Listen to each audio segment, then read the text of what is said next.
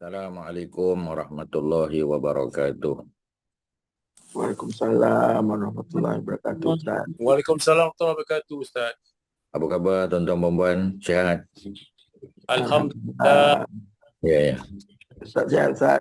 Ya, alhamdulillah. Ada lengung-lengung sikit lah, letih-letih sikit tu je lah.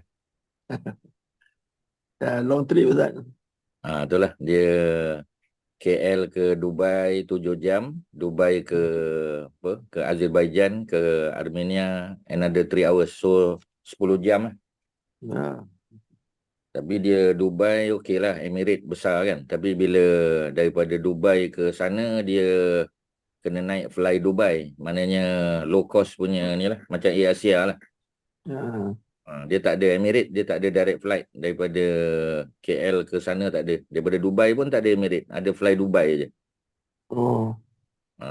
Tapi cuaca okey lah, sebab cuaca dia dah masuk autumn, jadi okey lah suasana dia. Tak ada sejuk sangat, cuma bila kita naik altitude yang tinggi tu memang ada below zero pun ada, ya. Sebab dia ada, kalau di tempat tinggi tu ada salji sikit lah, agak sejuk lah. Tapi tempat lain di bawah dalam 16, 17 macam tu lah. Sedap lah, cuaca dia sedap. Ya. Di sana semua sihat, Ustaz? Ada yang sesama macam Kak Lis, suami dia Haji Ramlan, dia sesama lah. Ada juga yang kita panggil, ramai yang sesama lah. Bukanlah ramai, tapi maksudnya mungkin dalam daripada mungkin ada 6 orang kot, 5-6 orang lah. Ustaz okey kat sana, tak ada apa, ya. Alhamdulillah. Bila kita balik sini tu mungkin berubah cuaca, dia jadi sebab drastik perubahan tu kan, daripada autumn kepada summer kat Malaysia ni, jadi agak terkejut kot badan. Itu je lah. Ya. Okey tuan-tuan, malam ni kita tengok muka surat 417, ya. Masih di bawah tajuk menepati janji. Ya, menepati janji. Jadi contoh terbaik, ya, orang yang menepati janji sudah tentu Nabi Muhammad sallallahu alaihi wasallam. Ya, bismillah walhamdulillah wassalatu wassalamu ala Rasulillah wa ma taufiqi illa billah. Kita mula dengan membaca ayat yang ke-40, ya, dalam surah Al-Baqarah. Auzubillahi minasyaitonirrajim. Ya Bani Israel, wahai Bani Israel. Bani maknanya anak-anak keturunan, ya.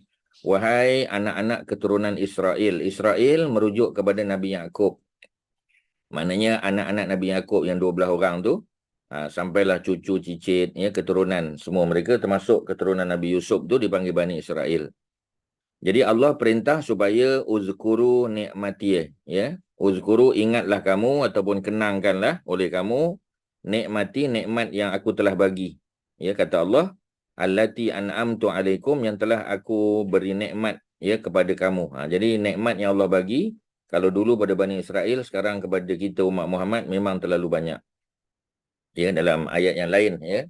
Dalam surah An-Nahl ayat 18, Allah kata, wa in ta'uddu nikmatallah, jika kamu nak menghitung nikmat Allah, la tuhsuha, kamu tidak akan mampu menghitungnya, kerana nikmat Allah terlalu banyak. Ya, macam sihat lah, ya. Bila kita sihat, kadang kita lupa, ya, nikmat Allah bagi tu, ya. Bila kita sesema, bila kita batuk, bila kita demam, baru kita tahu, ya, bahawasanya sihat tu satu nikmat.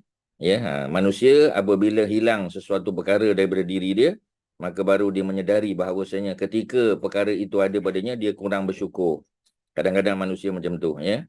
Jadi Allah datangkan sedikit ujian, ya, musibah dan sebagainya untuk memberi peringatan pada manusia supaya kembali ke pangkal jalan, ya, supaya mensyukuri nikmat Allah. Lagi kita syukur, lagi Allah tambah nikmat. Kalau kita kufur, kita ingkar, ya, maka azab Allah sangatlah berat. Kemudian Allah bagi tahu wa aufu bi ahdihim. Jadi kalau tuan-tuan tengok terjemahan di bawah tu tak lengkap, ya. Terjemahan di bawah tu disebut dan penuhilah janjimu kepadaku. Itu half of the ayat tu, ya. Yang terjemah tu daripada wa aufu bi ahdi tu. Ya, ufi bi ahdikum wa iyaya farhabun. Jadi yang peringkat awal tu tak ada terjemahan. Tuan-tuan kena tambahlah. Ya Bani Israel, wahai anak-anak keturunan Israel, keturunan Yaqub, uzkuru, ingatlah atau kenangkanlah nikmati, nikmat aku, kata Allah, allati an'amtu alaikum, yang aku telah bagi nikmat kepada kamu. Tu tak ada terjemahan di bawah tu. Jadi tuan-tuan boleh tambah, ya, wahai anak-anak keturunan Nabi Yaqub, ya, ingatlah akan nikmat yang telah Allah bagi kepada kamu. Itu tentang kena tambah. Kemudian barulah, ya, kita tengok terjemahan di situ, dan wa'aufu bi ahdi, penuhilah, ya, janjiku, ya, terhadap kamu. Jadi janji, maknanya janji apa? Janji yang Allah telah bagi kepada mereka. Mana kalau mereka beriman, mereka dapat syurga. Kalau mereka ingkar, mereka dapat neraka. Itu janji yang semua manusia dapat. Ya. Ufi bi ahdikum, ya. Jadi makna Allah kata, kalau kamu memenuhi janji yang telah kamu buat kepada aku, maka aku akan memenuhi janjiku kepada kamu. Ya. Jadi kalau kita ikut perjanjian kita, apa kontrak kita dengan Allah, ya, mengesahkan Allah, tidak syirik, ya, tidak percaya bahawasanya ada kuasa lain selain daripada kuasa Allah. Ya, kalau kita percaya tangkal, ya, azimat ataupun sesuatu itu boleh memberi kesan kepada kita, maknanya kita sudah menganggap benda tu ada kuasa, syirik lah. Jadi selagi kita tidak syirik, maknanya kita masih taat kepada Allah. Apa yang Allah perintah kita buat, ya. Perkara wajib sudah tentu tak boleh tinggal kan. Tapi perkara-perkara sunat kita tambah supaya menaikkan, ya, upgrade kita punya standard, ya, di sisi Allah Subhanahu Wa Taala. Kita naikkan standard kita dengan ibadah sunat, meninggalkan makruh, ya. Dan macam tadilah, ya, memperbanyakkan perkara-perkara lain lah, ya. Berzikir contohnya, ya. Ramai yang berzikir, tapi kita tambah lagi zikir-zikir yang datang daripada Nabi, yang Nabi ajar, ya. Sebab zikir yang diajar oleh ustaz-ustaz kita ni banyak sebenarnya. Tapi kita pilih-pilih zikir yang betul-betul datang daripada Nabi. Itu lagi bagus, ya. Walaupun ingat Allah tu setiap masa, ya, di setiap tempat, dengan apa zikir pun boleh, ya, tetapi yang terbaik dah tentu yang Nabi ajar. Okey, ya, itu yang pertama. Dan kalau kita memenuhi janji kita kepada Allah, ufi bi ahdihim, ufi bi ahdikum, nescaya pasti Allah akan penuhi janji Allah kepada kamu. Wa iya ya farhabun. Dan Allah kata, kalau kamu nak rasa takut, takut hanya kepada aku saja. Jangan takut pada benda lain, ya. Memang, ya, kita kata apa ni, ada jin, ada syaitan, ya, ada binatang buas, ya, ada binatang berbisa. Semua itu boleh memberi mudarat kepada kita, tapi kalau Allah tak izin, tak jadi. Ya, sebab itu kita kata kalau bom pun, ya, dihantar ke satu tempat, kalau Allah kata tak meletup, tak meletup. Ya, tapi jangan pula kita tahan badan kita, ya, supaya ditembak, jangan. Ya, sudah tentu kita kena berselindung lah, pakai baju kalis peluru, ya, mana pakai topi untuk jaga kepala kita daripada dicederakan. Semua dia punya sunnahnya kena jagalah, sunnatul, ya, dipanggil sunnatullahnya. Maknanya kalau kita jaga pakai pakaian, ya, berlindung dan sebagainya, mudah-mudahan selamat. Ya, kerana kita dah baca tiap-tiap pagi bismillahirrahmanirrahim, dengan nama Allah yang la yadurru, tidak memberi mudarat, ma'asmihi, bersama dengannya, ya, syai'un fil ardi, sama ada sesuatu di bumi, ya, wala fis sama', tidak juga di langit, ya, melainkan dengan izin Allah. Bismillahirrahmanirrahim, la yadurru ma'asmihi syai'un fil ardi wala fis sama' wa huwas sami'ul alim. Dialah Allah yang Maha mendengar, yang Maha mengetahui.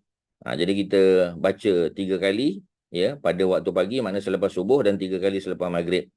Mudah-mudahan, ya, bila kita baca tu selamat kita daripada angkara kejahatan makhluk Allah, sama ada manusia, jin ataupun syaitan. Ya, itu Nabi ajar kita dan kita kena amal lah, ya, 3 kali lepas subuh, 3 kali lepas maghrib.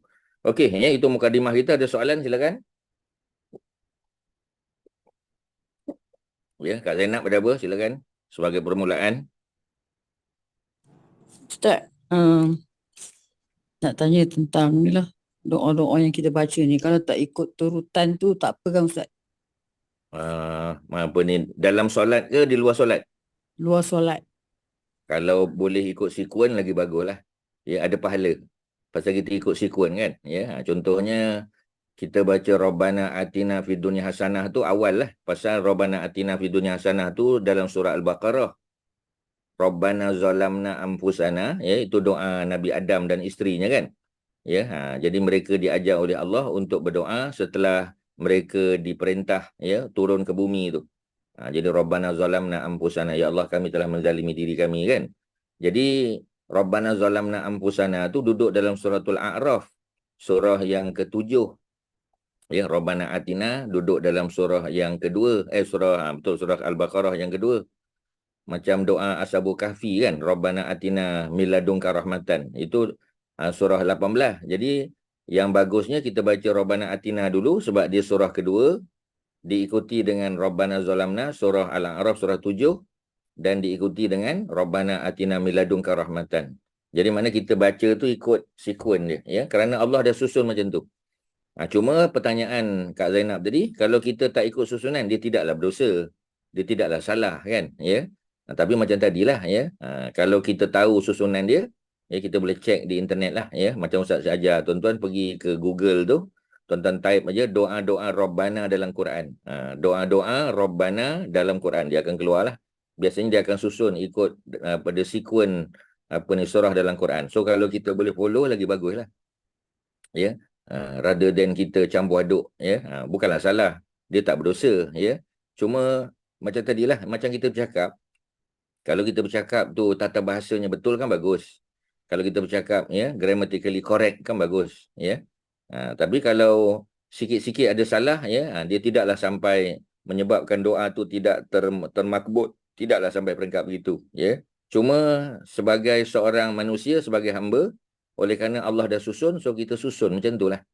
Ya, takkan baca qul a'udzu birabbin nas dulu kan? Ya, mesti qul huwallahu ahad dulu. Pasal memang susunan dia macam tu. Ayat 100, surah 112, qul huwallahu ahad, 113 qul a'udzu birabbil falaq, surah qul a'udzu birabbin nas, ya, An-Nas yang terakhir. Jadi kita ikut susunan dia. Jadi kalau ikut susunan itu lebih utama. Ya, kerana apa? Kerana kita ikut seperti mana Allah turunkan susunan dalam Quran tu. Macam itulah cerita dia. Tapi tak berdosa lah, tak salah pun, ya. Okey, ada lain? Terima kasih Ustaz. Maknanya kena tertib lah kan Ustaz. Betul. Dia panggil tertib. Itulah istilah yang betulnya, tertib. Ya, kita ikut dia punya sekuen dia panggil. Bukan time sekuen, ya. Sebab surah-surah dalam Quran ni, ya, dia tidak diturunkan ikut disusun tu, ya, bukan mana Al-Fatihah mula-mula turun. Diikuti oleh Al-Baqarah, ya. Sekuen dalam Quran tu bukan time sekuen. Ya, tetapi dia sekuen yang Allah letak. Allah yang Maha bijaksana yang tahu rahsia di sebalik tu. Jadi oleh kerana Allah bagi tahu Jibril, bagi tahu pada Muhammad, susun Quran itu Al-Fatihah dulu. Al-Baqarah, lepas tu Ali Imran, An-Nisa, ya, Al-Maidah dan seterusnya. Maka Nabi ikut. Bukan berdasar kepada time sequence, tertib zamani dia panggil, ya. Kalau mungkin Kak Zainab berminat perkataan dia, time sequence in Arabic kita panggil tertib zamani. Tertib zamani. Mana tertib yang ikut zaman. Itulah kita panggil time sequence. Ya, tertib zamani. Kadang-kadang ada tertib berdasar kepada tempat, ya, tertib makani, ya. Maknanya dia apa? Dia bukan time sequence, ya, tapi dia sequence berdasar kepada location dia. Macam biasa kalau ustaz sebut formula berhala contoh. Ustaz sebut berhala yang paling tinggi dulu. Kemudian yang rendah sikit, kemudian rendah lagi dan paling rendah. Ya, seperti mana Ustaz selalu sebut tentang 4 berhala besar kan. Yang pertama kita sebut apa? Yang pertama kita sebut Lata dulu. Sebab Lata duduk atas bukit Taif. Jadi itu sekuen berdasar kepada yang jauh, ya, yang paling jauh. Kemudian dari segi lokasi, ya, dan kedudukan dia, altitude dia. Jadi Ustaz tak sebut Hubal dulu, ya. Ustaz sebut Lata. Sebab Lata duduk atas bukit Taif. Kemudian Ustaz sebut Uzza. Uzza kerana berada dalam perjalanan daripada Taif ke Mekah. Ya, di kawasan yang agak tinggi juga ada kawasan kebun kurma, ya, ada Uzza pula, ya, berhala Uzza. Kemudian kalau orang Madinah, ya, dalam perjalanan mereka menuju ke Mekah, ya, mereka akan singgah di satu tempat, ya, yang ada berhala Manat pula. Dan semua mereka menuju ke Mekah. Mekah tu tempat paling rendah lah, ya, sebab tu bila banjir Mekah ni dia berada bertakung di tempat yang kita panggil sebagai mataf, tempat tawaf. Di situ kita jumpa satu berhala lain yang dipanggil sebagai Hubal. Jadi Ustaz susun tu ikut pada altitude dia. Yang paling tinggi letak atas, yang paling rendah di bawah, Hubal. Ya, jadi Al-Lata, Al-Uzza, Manat dan juga Hubal. Kita susun macam tu, ya. Supaya kita dapat gambaran tu, ya. Kita tak ada campur aduk kan. Ya, dia lebih senang. Ya, malah dalam Quran pun Allah sebut afara'aitumul Lata. Ya, memang Allah sebut Lata dulu. Ya, wal Uzza dan Uzza wa Manat, memang Allah susun macam tu. Jadi bila Allah susun dalam Quran macam tu, Lata, Uzza, Manat, ya, Hubal tak disebut dalam Quran, ya, maka bila Ustaz bagi formula pun Ustaz susun macam tu juga. Dan memang Allah letak Lata tu, ya, Allah takdirkan orang Arab di semenanjung tanah Arab letak Lata tu di tempat paling tinggi di Taif. Jadi maknanya mesti ada rahsia di sebalik tu. Jadi personally Ustaz merasakan bahawasanya bila kita buat sesuatu formula ataupun kita baca doa daripada Quran dan sebagainya, kalau kita boleh ikut susunan tu jauh lebih baiklah. Ya, maknanya mudah-mudahan dapat pahala. Ya, kerana Allah buat macam tu, so pasal apa kita tak follow? Ya, itu jauh lebih baiklah. Dengan syarat kita tahulah ya kedudukan dia. Macam tadilah bila kita type saja doa-doa Rabbana dalam Quran. Kalau doa-doa Rabbi pun nanti keluar juga ikut susunan dia. Jadi kita boleh baca mengikut susunan time sequence, ya, bukan time sequence, dia punya tertib, ya, kedudukan surah tu. Jadi itu jauh lebih baiklah. Itu sajalah kalau Ustaz boleh tambah, ya. Ada lain berkait dengan susunan? Kalau ada, kalau tak ada kita sambung. Jika terdapat janji pahala atau sifat menepati janji, ya, atas sifat. Maknanya kalau Allah janji pahala, ya, maksudnya kalau seseorang itu menepati janji, dia berjanji, ya, dia kata insya-Allah, ya. Tapi ada insya-Allah lah, sebab kita tahu Nabi SAW pun ditegur kan dalam surah Al-Kahfi kerana Nabi tak sebut insya-Allah. Ketika orang Quraisy datang jumpa Nabi, mereka tanya, Muhammad, kau tahu tak cerita 7 pemuda tidur dalam gua? Ya, kau tahu tak cerita seorang lelaki raja yang menguasai, ya, sebelah timur dan sebelah barat? Nabi kata, esok datang aku akan bagi tahu. Dengan harapan Nabi, Allah akan turunkan jawapan pada malam tersebut. Rupanya Allah tak turunkan. Kerana Nabi tidak menyebut insya-Allah. Ya, jadi malah, ya, kalau kita baca cerita Ya'juj dan Ma'juj juga, ya, Ya'juj dan Ma'juj, ya, yang bentengnya kita tak tahu di mana, ya. Cuma Ustaz bagilah 1-2 video tu supaya tuan-tuan boleh jadikan gambaran ajalah. Bukanlah makna di situ lokasi yang pasti, tidak, ya. Kita pun tak tahu, semua dalam pengetahuan Allah. Cuma cerita Ya'juj Ma'juj ni, ya, ada dalam hadis-hadis yang sahih, dalam Quran pun ada, ya, dalam surah Al-Kahfi pun ada. Cerita bagaimana, ya, Ya'juj dan Ma'juj setiap hari mereka cuba melubangi benteng tersebut. Benteng yang dibuat oleh Zulkarnain tu, ya, Raja Zulkarnain ditebuk. Ya, nak tebuk, ya, dah hampir nak berlubang, ya, dah nak tembus sampai waktu malam. Ya, maknanya tenggelam matahari. Mereka pun kata tak apalah, besok kita datang balik. Ya, kita sambung. Rupanya bila mereka nak sambung besok, ya, lubang tersebut telah tertutup balik. Allah yang buat macam tu. Ya, jadi lubang tu tertutup. Esok lubang lagi. By the time nak tenggelam matahari, ya, sebab gelap malam, ya, mereka tak boleh nak melepasi tu. Mana tak selesai lagi. Besok sambung balik, ya. Tapi bila mereka sambung, benteng tu diperelokkan balik, diperkukuhkan balik oleh Allah. Sampailah, ya, pada saat mereka hampir keluar, maka mereka, ya, ketua mereka menyebut, ya, dah tebuk dah, sikit lagi. Insya-Allah besok, ya, kita akan sambung. Bila disebut insya-Allah, barulah besok boleh sambung dan dapat mereka keluar daripada benteng tersebut, ya, dengan izin Allah Subhanahu Wa Taala. Maknanya perkataan insya-Allah tu sangat penting, ya, signifikan, tuan-tuan, ya. Jadi apabila begitu keadaannya, maka orang yang menepati janji, maka Allah bagi pahala. Ya, dia kata insya-Allah, ya. Insya-Allah esok saya akan bawa, ya, kitab yang saya janjikan. InsyaAllah, ya, kalau saya jumpa. Tapi macam tadilah disebut insyaAllah. Ya, saya cuba cari dulu di library. Kalau jumpa, insyaAllah esok saya bawa. Ya, jadi dia janji esok dia nak bawa dan dia bawa. Bila dia bawa, dia dapat pahala tak? Dapat pahala. Ya, kerana sifat ini merupakan keutamaan, priority, ya, dan akhlak yang agung. Jadi menepati janji itu merupakan satu akhlak yang sangat terpuji. Maka begitulah juga terdapat ancaman berupa seksa, ya, atas sifat yang menjadi lawan kepada sifat menepati janji. Jadi menepati janji dipanggil al-wafa, wafa, ya, waw fa alif hamzah, wafaun, wafa, ya. Jadi kalau orang Arab perempuan nama Wafa, ya. Dulu ada seorang pelakon kan perempuan, ya, dah meninggal lah, ya. Namanya Wafa Abdul Qadir, ya. Dia anak kepada Tan Sri Abdul Qadir, ya, Abdul Qadir. Ini Tan Sri Abdul Qadir ini adalah bekas mufti wilayah persekutuan. Dia salah seorang anak perempuan dia tu jadi pelakon. Ya, sebab Tan Sri Abdul Qadir ni, ya, dia berkahwin dengan perempuan Arab, ya, perempuan Mesir, ya, Puan Sri Sohair, ya. Jadi Puan Sri Sohair ni orang Mesir berkahwin dengan Tan Sri, ya, bertemu jodoh dengan Tan Sri masa belajar di Mesir dulu. Jadi mereka punya anak-anak tu muka-muka Arab lah banyak, termasuklah Wafa ni tadi. Ya, jadi Wafa ni nama perempuan. Wafa mana kesetiaan, ya. Jadi menepati janji itu adalah satu perkara yang yang dipuji, ya, dan dia juga merujuk pada makna kesetiaan. Sebab bila dia setia, dia akan penuhi dia punya janji dia, ya. Dan lawan kepada menepati janji adalah ingkar, ya. Ingkar, ya, ataupun merosakkan janji. Maknanya dia breach the contract lah, ya. Dia dah janji untuk bayar bulanan, dia buat financing, ya. Nak beli rumah contoh, ya, dengan financial institution, ya. So bila dia buat kita panggil financing tu, dia dah ada perjanjian lah. Setiap bulan bayar berapa kan, selama 10 tahun, 20 tahun atau berapa tahun dia dah buat janji. So dia kena jadi good paymaster lah. Ya, selagi dia jadi good paymaster, so tak ada issue lah.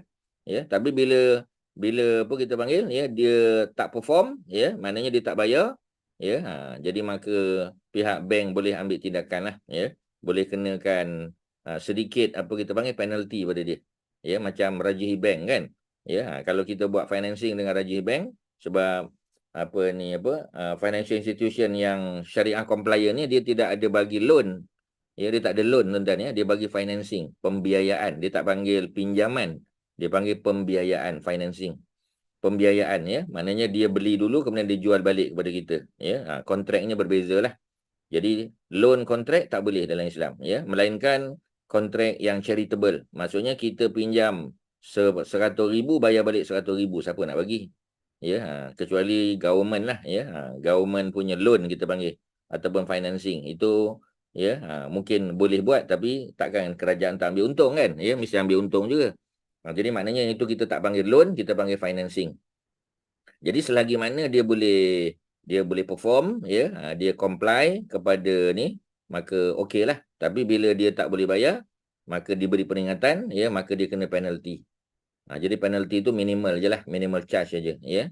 Jadi bila dia tak boleh bayar, orang yang tak boleh bayar tu kena bayar penalty. Penalty itu dihimpun oleh pihak Rajihi Bank, ya.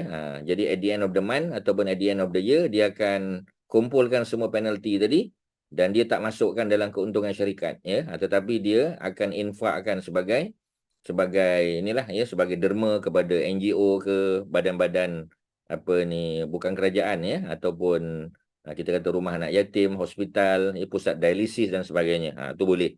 Ya, dia tak boleh ambil keuntungan, tak boleh. Ya. Kerana apa? Ya, kerana memang kaedahnya begitu. Dia boleh kenakan charge, tapi pasal apa dia kenakan charge? Supaya orang tu tahu bahawasanya dia bertanggungjawab membayar. Ya, kalau tak kenakan charge, nanti orang akan take for granted. Ya, jadi untuk mengelakkan peminjam daripada take for granted, maka pihak Rajihi Bank kenakan sedikit penalty. Bukan diambil untuk keuntungan syarikat, tetapi hanya untuk memberi peringatan kepada kita panggil, ya, kepada orang yang membuat financing tu, ya, pihak yang mendapat manfaat, bahawasanya dia bertanggungjawab untuk perform. Ya, maknanya kalau dia bayar on time, okeylah. Ya, tapi kalau dia tak bayar on time, dia tak perform, maka problem lah bagi dia. Dan dia kena bayar tadi. Ya, dan kalau tak boleh, tak perform juga, ya, dia kena pergi jumpalah dengan pihak bank. Kena buat refinancing ke, itu pihak bank akan urus lah. Ya, tapi secara umum, ya, kena ada peringatan. Sebab dalam hidup manusia, ya, mesti diberi peringatan. Ya, antara peringatan yang Allah bagi adalah ujian lah. Ya, mungkin Allah bagi demam, bagi sakit sikit, bagi sesama, ya, ataupun jatuh ke, kita panggil, ya, terseliuh dan sebagainya. Ini semua kita kata perkara-perkara yang sebenarnya kerana Allah sayang kita. Bila Allah sayang, Allah nak ingatkan, ya, mungkin kita dah lalai selama ni, ya, macam kita kata orang travel lah, ya, orang travel ni kita tahulah, ya, kita boleh jamak qasar, ya, Zuhur Asar boleh dijamak, ya, Maghrib Isyak boleh jamak, kemudian Ba'diyah Qabliyah tak payah buat, melainkan Qabliyah Subuh, ya. Jadi bila kita balik daripada travelling ni, ya, nak mula balik Qabliyah Zuhur 4, Ba'diyah Zuhur 4, ya, kemudian Ba'diyah Isyak 4, tu, ya, mungkin berat sikit sebab kita dah, ya, mungkin dah 2 minggu, ya, kita duduk dalam keadaan rehat. ya. Boleh apa kita panggil, ya, boleh apa ni, jamak takdim untuk maghrib isyak, ya. Maknanya selesai di luar, balik ke hotel, ya, kita apa ni, apa kita panggil, ya, kita ambil wuduk ke apa, tidur, maknanya boleh tidur awal. Ya, tahajud pun tak ada tuntutan untuk orang travel ni. Traveler tak perlu tahajud. Tak sunat pun apa ni untuk tahajud. Sebab Nabi tak tunjuk Nabi solat tahajud ketika Nabi bermusafir. Sebab musafir ni meletihkan. Lebih-lebih lagi kita musafir di tempat orang kan. Ya, jadi diberi rukhsah keringanan kepada traveler, ya, musafir, untuk mereka tidak perlu tahajud. Ya, nak bangun tahajud tak salah. Tetapi tak ada tuntutan. Ya, cukup dengan solat witir sudah. Ya, maknanya maghrib lepas isyak, ya, selesai, kalau dia ba'diyah isyak terus buat witir. Ya, witir 1 rakaat pun cukup. Kemudian dia tidur. Ya, dan bangun besok bangun subuh aje kita kata. Maknanya ringan sangat, ya. Memang sungguh ringan. Duha jangan tinggal, ya. Duha tak tinggal, witir tak tinggal, qabliyah subuh tak tinggal. Yang lain tak ada masalah. Ya, boleh ditinggalkan kerana tidak ada tuntutan. Jadi bila dia balik setelah 2 minggu atau 3 minggu, ya, macam tuan-tuan lah, ya, kalau tuan-tuan pergi mana-mana pun, ya. Jadi kita traveler ni, kita banyak rukhsahnya, keringanan. Bila balik kita nak mulakan balik, itu satu cabaran kita kata, ya. Tapi kalau benda tu sudah menjadi sebahagian daripada hidup kita, kita boleh buat dengan baik lah. Ya, biasanya macam tu tuan-tuan, ya. Okey, ada soalan? Silakan. Ada apa-apa? Haji Mak Syah, ya, ada apa? Tuan-tuan dan perempuan, ada apa? Silakan. Tak Kalau ada, ada Ustaz. soalan. Ya. Ustaz? Ya. Ustaz, perkataan insya-Allah ni, kalau kita nak sebut, kita mesti ada intention yang boleh ditunaikan. Betul tak Ustaz? Betul. Contohnya kalau orang jemput kita, kita memang intention kita nak pergi. Jadi kita kata insya-Allah. Tapi kalau kita tak boleh pergi, kita tak boleh sebut insya-Allah. Betul tak Ustaz? Sepatutnya lah, sebab insya-Allah tu jika diizin Allah, mana ada kesungguhan tu. Macam tadilah, ya, macam Kak Nomah cakap, ya. Ada orang jemput, dia kata, Kak Nomah, ya, nak jemput datang rumah lah, ada majlis sikit. Kita pun tahu, ya, kita pun tanya bila tarikh. Kita kata insya-Allah hujung minggu ni, ya. Hujung minggu ni 29 hari bulan. Boleh tak? Contohlah kita kata, ya. Kita kata 29 hari Ahad ni, rasa tak ada apa, insya-Allah saya datang. Kita pun dah tahu dah. Memang insya-Allah kita tak ada halangan, ya. Cuma kadang-kadang dia punya halangan tu datang last minute. Tiba-tiba masa kita nak pergi rumah kawan kita yang jemput kita, ya, ada berhalangan. Ada pula apa ni, orang datang, ya, orang kawan kita berjauh ke, saudara mara dan sebagainya, yang tidak dijangka. Tu tak ada masalah lah. Sebab memang kita memang sudah ada intention yang kuat untuk hadir, ya. Tapi isunya sekarang macam Kak Nomah sebut tadi, kita tahu dah kita tak boleh pergi, ya. Pasal apa kita tak cakap terus? Kalau Ustaz bagi tahu. Kita kata minta maaf Kak Nomah, ya. Majlis Kak Nomah pada 29 hari bulan ni Ustaz tak boleh, ya. Pasal kebetulan kita outstation. Ada jemputan kahwin di Kuantan, ada jemputan kahwin di Johor Bahru sebagai contoh. Jadi minta maaf sangat, memang tak boleh datang. Kita cakap mudah macam tu, ya, supaya kita tak menipu lah satu, ya. Kita tak menipu dan kita tidak menggunakan insya-Allah sebagai alasan sahaja. Ya, jadi sepatutnya insya-Allah itu mesti diikuti dengan keinginan yang kuat untuk hadir ataupun memenuhi jemputan orang tadi. Kalau Ustaz macam tu, itu yang sepatutnya macam tu. Boleh, Kak Nomah? Okey, faham Ustaz. Ustaz, cuma kalau macam katalah orang kata nanti bila datanglah rumah saya, datanglah ke Terengganu contohnya. Jadi kita kata insya-Allah yang tu tak apa kan, sebab kita tak tahu lagi kita boleh pergi, tapi kita punya intention. Dia pun apa ni, apa kita panggil, ya. Dari segi waktu pun open aja kan. Ya. Sebab kita pun tak tahu insya-Allah kalau kita ke Terengganu, ya, kita singgahlah insya-Allah. Tapi kita kan tak tahu kita nak pergi ke sana ke tidak kan. Tapi ikut pada kesihatan, ikut pada masa dan sebagainya, insya-Allah satu hari kita akan pergi juga. Itu tak ada masalah lah. Faham Ustaz. Okey, terima kasih Ustaz. Sama. Ada orang lain soalan? Kalau ada? Tak ada, ya. Jadi kalau tak ada, kita sambung lagi perbincangan kita, ya, ayat yang ke-34 surah Al-Isra', ya. Al-Isra'. Jadi Al-Isra' kita tahu cerita malam Isra' ni banyak perkara-perkara yang ditonjolkan oleh Allah kepada Nabi supaya Nabi dapat tengok, ya, orang yang kita kata mendurhaka kepada Allah apa balasannya. Orang yang beriman macam mana, ya. Orang yang bersedekah macam mana. Dalam Al-Isra' ni banyak. Antaranya ialah ayat daripada ayat 29 tu, ya. 28, 29, 30 sampailah ke bawah ayat 38 tu. Satu muka tu penuh dengan perintah dan juga larangan, ya. Jadi antara perintah tersebut ayat 34, wa aufu bil ahdi. Macam tadi juga. Tadi wa aufu bi ahdi. Ya, yang ini wa aufu bil ahdi. Jadi ayat tadi yang di atas tadi ialah penuhilah janjimu terhadap aku. Jadi sebagai hamba kita kena penuhi janji kita kepada Allah. Ya, di sini secara umum wa aufu bil ahdi. Ya, penuhilah janji-janji secara umum. Sama ada janji kepada Allah atau janji kepada manusia. Kerana innal ahda, inna sesungguhnya al-ahda janji tadi kana mas'ula, pasti akan ditanya, dipersoalkan. Maknanya benda-benda ni kita ni answerable. Ya, kita bertanggungjawab untuk untuk menjawab atau respon pada soalan di akhirat besok. Bila dia tanya, pasal apa awak tak menepati janji? Awak dah janji. Ya, jadi kalau kita kata tak boleh datang, cakap senang-senang aja, ya. Macam apa kita panggil, ya. Macam ustaz lah, ya. Ada kuliah tu bagi contoh. Ya, ada kuliah pada hari-hari tertentu tapi pada hari tersebut kita outstation. Jadi dia pun kata, macam mana ustaz boleh datang? Kita kata insya-Allah saya datang. Sebenarnya kita tak boleh datang. Orang duk menunggu apa semua tak boleh lah, ya. Kita cakap awal-awal. Ya, kita kata minta maaf Tuan Haji, ya, pada tarikh yang dijanjikan, ya, bulan lepas boleh, bulan depan insya-Allah, tapi bulan ni tak dapat. Sebab saya outstation, ya. Jadi minta tolong cari pengganti. Kan senang. Ya, pihak masjid pun senang kan. Dia tahu dah kita tak boleh datang, dia cari pengganti. Tapi bila kalau kita datang, kita sebut tu last minute. Ya, macam lepas asar baru kita bagi tahu, minta maaf Tuan Haji, malam ni maghrib saya tak boleh datang. Kesianlah pihak masjid. Ya, kadang pihak masjid ada buat majlis apa-apa kan, ya. Maknanya ada apa kita panggil, ada orang buat bagi makan ke apa semua sebagainya. Jadi memang lepas pada kuliah tu dia nak jamu, ya. Tiba-tiba kita tak boleh datang dan kita batalkan last minute. Kesianlah. Tak boleh macam tu, ya. Terutamanya kalau majlis-majlis khusus, ya. Ada malam Isra' Mi'raj ke, sempena Maulid Rasul ke, ya, sempena apa kita panggil, apa ni, awal Muharram dan sebagainya. Jadi majlis-majlis begitu lagi penting lah, ya, untuk kita bagi tahu lebih awal. Kalau tak boleh, biar dicari pengganti, senang. Ya, kecuali kita sakit lain. Ya, memang dah janji nak datang malam ni, tiba-tiba sakit. Bila sakit tu luar dugaan lah.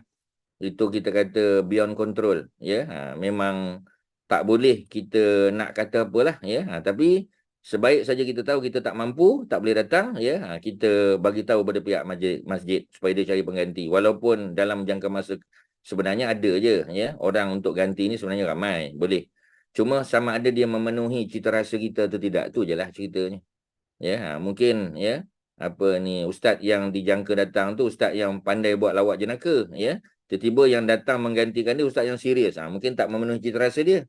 Itu masing-masing lah, ya. Jadi kalau macam tu keadaannya tu beyond control. Kalau beyond control kita tak berdosa lah, ya. Kemudian apa lagi? Orang-orang yang selalu menghias, ya, dirinya dengan sifat menepati janji, al-wafa, ya, waw, fa, alif, hamzah. Ya, hamzah tu lepas alif, ya, bukan hamzah atas alif. Kalau hamzah tu di atas alif, wafa bunyi dia. Tapi kalau hamzah tu selepas alif, wafa panjang. Ya. Jadi al-wafa, ya, al-wafa tu merujuk kepada kesetiaan ataupun menepati janji. Ia akan mendapatkan kedudukan sebagai orang yang berakal. Jadi maknanya Allah dah sebut dah, ya, bahawasanya orang yang menepati janji itu adalah orang yang cerdik, orang yang berakal, orang yang bijaksana, seperti mana yang disebut dalam surah Ar-Ra'du ayat 19 hingga 20. Ya, auzubillahi minasyaitonirrajim. Innama yatazakkaru ulul albab. Ya, innama hanya senya, kalau inna, ya, sesungguhnya, innama hanya senya. Ya, ulul albab orang yang berakal. Maknanya orang berakal ni maknanya akal dia berfungsi dengan baik. Ya, jadi sebab tu kita kata orang yang akil baligh. Yang akil ni maknanya yang akal yang berfungsi, mana siuman. Sebab kalau umurnya 30 tahun tapi dia tak sihat, ya, maknanya mentalnya bermasalah, dia tidak mukallaf, dia tidak wajib buat sembahyang sebagainya, memang memang tidak ada tuntutan lah, ya. Jadi bila tak ada tuntutan, kerana apa tak ada tuntutan? Sebab dia tak sihat. Ya, maknanya dari segi mental dia dianggap tidak layak. Ya, tapi dari segi umur dah lebih dah, ya, umur lebih pada apa kita panggil dah balik dah, ya. Tetapi dari segi pemikirannya, dari segi kemampuan dia, ya, akal yang untuk berfungsi itu tak boleh. Jadi kita tak sihat. Ya, orang ni tak sihat ni kita tengok lain macam ni. Ya, lain macam ya. Maknanya kalau apa kita panggil, kalau kita tengok pun keadaan ni kita dah boleh agak dah, kita lain macam ni orang ni. Ya, tanya soalan pun bagus soalan dia tanya ya, tapi kadang soalan yang pelik-pelik. Ya, berani dia angkat tangan, ya saya ada soalan. Kadang macam tu juga ya ustaz, biasa juga ya kita mengajar. Bila kita buka soalan, tuan-tuan dan puan-puan ada soalan, ada orang angkat. Kita pun ya silakan tuan, ya dia pun tanya. Bila dia bangun tu orang dah ketawa dah. Kita dah boleh agak dah. Ni mesti orang tak sihat ni. Tapi dia nak tanya, kita layan lah. Ya. Jadi bila kita buka soalan je, dia dah angkat tangan dulu dah. Ya. Orang lain tak angkat tangan. Masalahnya orang lain tak nak tanya. Ya. Bila dia tengok orang lain tak nak tanya, dia tanya. Tapi dia tanya yang bukan-bukan lah, soalan-soalan yang pelik-pelik kita kata. Mana yang kita rasa ada kaitan, kita jawab lah. Ya, jangan kita hina dia pula kan. Ya, tapi kadang-kadang kalau Ustaz sebut, tuan-tuan itulah, tuan-tuan tak nak tanya soalan, sahabat kita ni yang tanya. Jadi orang pun mula kata, betul juga, kita yang sihat pasal apa tak nak tanya soalan. Kadang-kadang jadi apa, dia boleh initiate orang lain untuk tanya soalan, bagus juga, ya. Jadi Allah kata ulul albab, orang yang berakal, mana akalnya berfungsi, boleh berfikir. Ya, akal tu ada kadang tak nak berfikir. Kita ni kadang malas nak berfikir, tuan-tuan ya. Sebab tu bila kita baca Quran, kita tadabbur. Tadabbur tu maknanya kita tengok sebenarnya Allah nak cakap apa ni? Allah nak bagi tahu apa? Apa mesej yang tersembunyi? Ya. Jadi bila macam tu keadaannya, kita punya akal ni berfungsi. Sebab tu orang yang baca Quran, jaga tajwid, tengok makna, tengok tafsiran, insya-Allah dia tak kena Alzheimer, insya-Allah. Ya, dia tak kena demensia. Ya, dia tak kena nyanyuk, tuan-tuan, insya-Allah, mudah-mudahan. Innama yatazakkaru ulul albab, ya, orang yang berakal saja yang yatazakkar, yang boleh ambil pengajaran, yang boleh ambil pelajaran, ya. Orang yang boleh learn something, kita kata adalah orang yang akalnya berfungsi. Kalau kita malas memang tak dapat lah, tuan-tuan, ya. Mana boleh kita nak dapat senang-senang macam tu saja. Dia mesti memerlukan proses. Dan proses itulah ramai orang tak nak ambil. Ya, dia nak sihat tapi dia tak nak exercise, contoh. Dia nak sihat tapi makan tak jaga, cuma contoh ya. Jadi memang tak dapat lah. Ya, kita tak boleh ambil ubat semata-mata ya, kena ada diimbangi dengan benda lain. Ada juga berjalan kaki sikit, ada juga melompat-lompat sikit kita kata ya. Adalah keluar-keluar peluh sikit walaupun tak banyak, tapi adalah juga kita kata ya, supaya ya kita menjadi orang yang boleh ambil pengajaran. Disebut yatazakkar ya. Jadi innama yatazakkar ulul albab. Ya, ulul albab ni plural. Ya, dia panggil ulu. Ulu tu plural. Ya, orang-orang yang, ya, allazina. Ulu tu makna allazina, ya. Cuma kalau allazina biasanya dia sambung dengan verb allazina kafaru. Kafaru tu verb. Allazina amanu. Amanu tu verb, ya, itu allazina. Tapi kalau ulu, ya, dia sambung dengan noun juga. Ulu tu noun, al-albab pun noun juga, ya. Ulul albab. Barisnya bawah sebab dia jadi second noun ni. Kalau yang belajar bahasa Arab, ulu tu first noun ya, al-albab second noun. Jadi bila dua noun bertemu dekat-dekat, kita panggil compound noun kan. Bila dia compound, maknanya ada first noun, second noun tu baris bawah. Ya, cuba tengok ulul albab. Kak Zainab cuba tengok ulul albab. Ya, Kak Mariatun cuba tengok ya, ulul albab. Albab tu baris mana? Baris bawah sebab dia second noun. Second noun biasanya barisnya bawah, kasrah. Ya, first noun ya tak ada masalah, boleh. Second noun tu ya, dan dia carry alif lam, boleh. Al-albabi ya, ada baris bawah. Cuma kalau kita wakaf tak bunyilah innama yatazakkaru ulul albab. Kita tak bunyikan baris di bawah. Ya, tapi kalau kita tengok dari segi baris, dia memang baris bawah. Apa dia ataupun siapakah ulul albab? Orang yang akalnya berfungsi, dia boleh mikir. Ya, maknanya thinking person. Ya, sebab ramai orang ada akal tapi dia tak nak gunakan. Dia malas nak fikir. Ya, macam kita sekarang lah ya. Kita malas nak ingat nombor telefon sebab semua simpan dalam kita punya handphone. Ya, kita malas nak mikir ya, susah nak cari jalan, kita waste saja. Kita Google saja, tuan-tuan ya. Sedangkan kadang-kadang kita boleh mikir cara yang lain mungkin ya. Sebab tu kadang kita tak ingat jalan. Kita tak ingat nama jalan, kita tak ingat apa ni landmark ya, sebab kita dah tak peduli dah. Ya, sampai kita datang rumah tu, orang tu tanya, "Macam mana Ustaz tadi datang rumah saya okey ke? Senang ke?" Ya, jadi apa ni kita kata tak ada masalah, senang, ada waste ya. Perasan tak tadi ada sekolah rendah kebangsaan dekat depan Simbang? Kita pun tak tahu ya. Pasal apa? Sebab kita tak tengok ya. Tapi cuba kita tak pakai waste. Bila kita datang kita ada bank Maybank kat sini. Depan sikit ada sekolah Cina. Sebelah tu ada Dewan Orang Ramai. Sebelah tu ada pasar tani. Sebelah tu ada kita dapat tuan-tuan. Bila kita balik pun kita tak pakai Waze pun kita dah tak ada masalah sebab kita dah kenal jalan. Tapi sekarang ni sebab semuanya kita simpan dalam gadget kita, dalam handphone tuan-tuan. Kalau dulu kita terpaksa macam Quran kan, kita dah pakai apps Quran. Jadi bila suruh buka surah Al-A'raf, kita tak tahu surah Al-A'raf surah berapa. Kita pun tengok aja dekat apps. Surah yang ke-7. Senang. Tapi kita tak ada usaha untuk mengingat. Tapi kalau kita tak pakai, kita pakai Quran bercetak, printed Quran. So bila disebut Al-A'raf, kita kena buka. Kita kena cari sendiri. Jadi kita ada usaha untuk mengingat. Sebab kita dah terlalu terlalu senang tuan-tuan. Terlalu senang dengan gadget ni. Gadget banyak membantu kita. Kadang kita tak ingat pun. Sebab dia ingatkan kita. Macam kita tidur lah tuan-tuan kan. Kita tidur. Kalau kita tidur pakai alarm clock tuan-tuan. Memang kita dah set dah. Kita dah set kan. Kita dah set. InsyaAllah kita berdengkur macam mana pun. Tidur lena macam mana pun. InsyaAllah bunyi jam tu kita bangun lah. Tapi cuba tuan-tuan bayang. Dulu-dulu, zaman dulu. Kita tak ada jam pun. Tapi orang bangun on time tuan-tuan.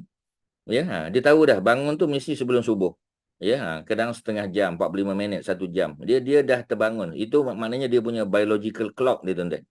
Kita dah tak pakai dah mechanical clock, kita pakai biological clock kita. Macam kita lah kan. Kita kata macam mana kadang-kadang letih sangat badan.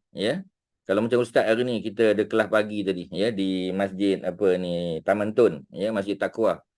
Jadi habis kelas pukul 11. Ustaz ada kelas pukul 1 pula, jadi sebelah tu orang tanya soalan apa semua, 11 suku 11.30 baru kita keluar.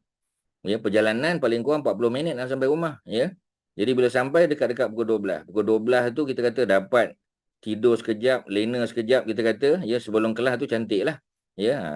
Jadi bila kita dah set macam tu tuan-tuan, bila kita tidur, insya-Allah dia terbangun sebelum kelas tu. Mungkin 15 minit sebelum kelas dah terbangun dan kita rasa tidur tu kenyang tuan-tuan. Kita dapat pahala qailulah.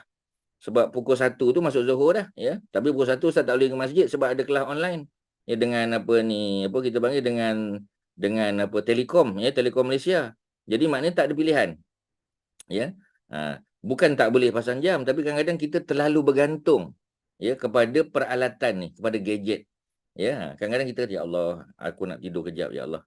Qailulah nak ambil sunnah. Qailulah tidur sekejap.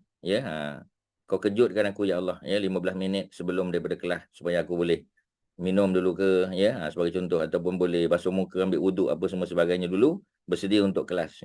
Bila kita bercakap macam tu tuan-tuan, Allah kejut kita tuan-tuan.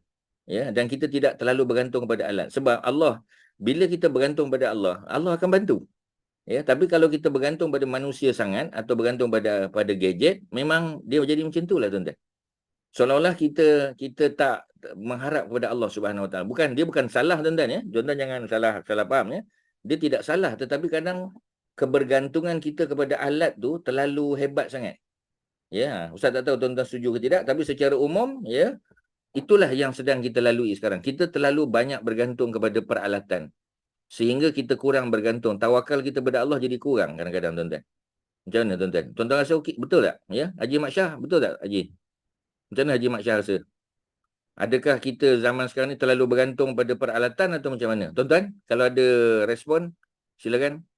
Apa Datuk Azizul? Datuk? Betul Ustaz. Jadi macam mana nak kurangkan? Macam mana nak kurangkan kebergantungan pada alat tu? Macam mana?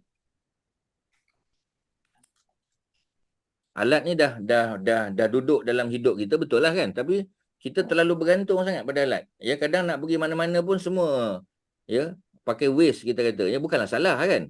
Tapi macam mana kita nak kurangkan sikit kebergantungan tu? Macam mana tuan-tuan? Jangan gunakan selalu lah Ustaz. Tu je. Kecuali kalau dah sesak sangat, kita kata dah tak boleh jumpa. Tak boleh jumpa juga, kena pakailah tuan-tuan. Kita jangan patutkan satu perkara tu kalau dah ada alat tu. Tapi kalau dalam normal kita tiap-tiap hari, kita tahu mana nak pergi, mana apa tempat nak pergi, dan jangan bergantung pada alat. Tapi kadang-kadang tu dah jadi habitual tak? Dah jadi habit Tu je. Cuma kalau tuan-tuan nak guna juga, ya, mungkin peringkat awal tu tuan nak tengok jalan mana yang terbaik daripada rumah tu kan. Kita dah tengok dah jalan mana yang paling baik, ya, yang kita kata kurang trafik sebagai contoh. Itu mungkin tak salah lah. Sebab kita dah tahu dah, ya, ada 3 jalan nak pergi ke satu tempat, tapi kita nak ikut jalan yang mana. So kita tengok dulu. Ya, bila kita tengok, oh okey, jalan ikut highway plus contoh yang paling mudah, highway Gatri yang paling mudah. So ya okeylah, ya. Tapi tak payahlah bergantung juga, ya. Cukup dengan kita tahu jalan tersebut, okeylah, pergilah tuan-tuan. Mudah-mudahan, ya, perjalanan kita lancar, mudah-mudahan begitu. Mana kita kena kurangi sikitlah. Jangan terlalu bergantung, ya, sehingga nanti kalau kita punya alat tu kita panggil low bat ke atau sebagainya, macam mana tuan-tuan? Ya, tak ada bateri contoh, ya, ataupun tertinggal telefon, macam mana keadaan kita? Ya, macam sesat nanti kita, ya. Jadi benda-benda tu saya rasa perlu diambil perhatian juga supaya kebergantungan kita kepada Allah itu tidak rosak, tuan-tuan. Ya, kalau tidak kita terlalu bergantung pada alat sampai kadang-kadang kita tak bergantung pada Allah. Ya Allah, ya, aku nak pergi ni, ya, masa tak banyak, ya Allah. Ya, mudahkanlah urusan aku, ya, lancarkan perjalanan supaya aku boleh sampai ke tempat yang dituju dengan lancar, ya. Kadang-kadang kita terlupa nak cakap, tuan-tuan. Kita dalam hati kita kurang.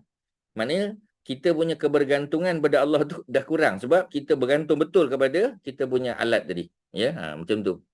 Macam mana Kak Zainab? Macam mana? Ya, betul Ustaz. Apa ni? Ya, terus. Apa ni? Nak cakap macam mana, Kak? Nanti saya fikir dulu, Ustaz.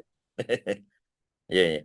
Sebab Ustaz tengok kita punya tawakal kepada Allah tu kurang, tuan-tuan. Ya.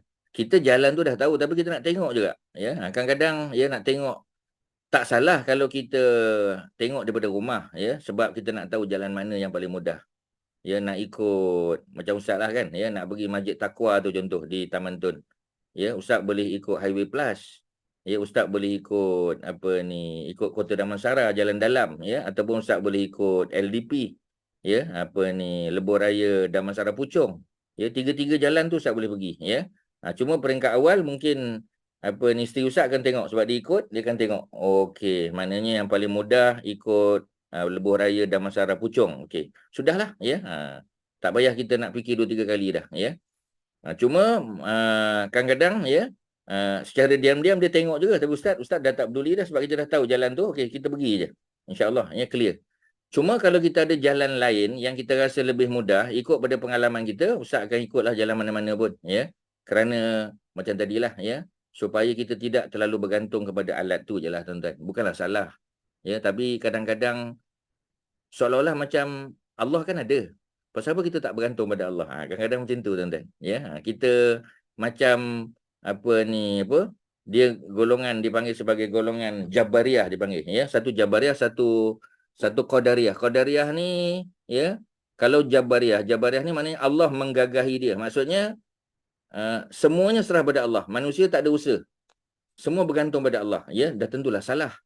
Ya, yang kedua golongan dia disebut sebagai Qadariyah. Qadariyah ni maknanya seolah-olah macam dia yang decide. Allah tak ada pengaruh. Allah tak ada kuasa. Pun salah dua-dua tu.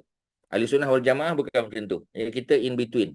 Ya, memang Allah dah tetapkan betul tapi kita ada usaha, kita ada doa untuk minta kepada Allah supaya Allah mudahkan urusan kita. Macam tu jelah, tuan-tuan. Okey, ya. Di bawah tu apa ceritanya?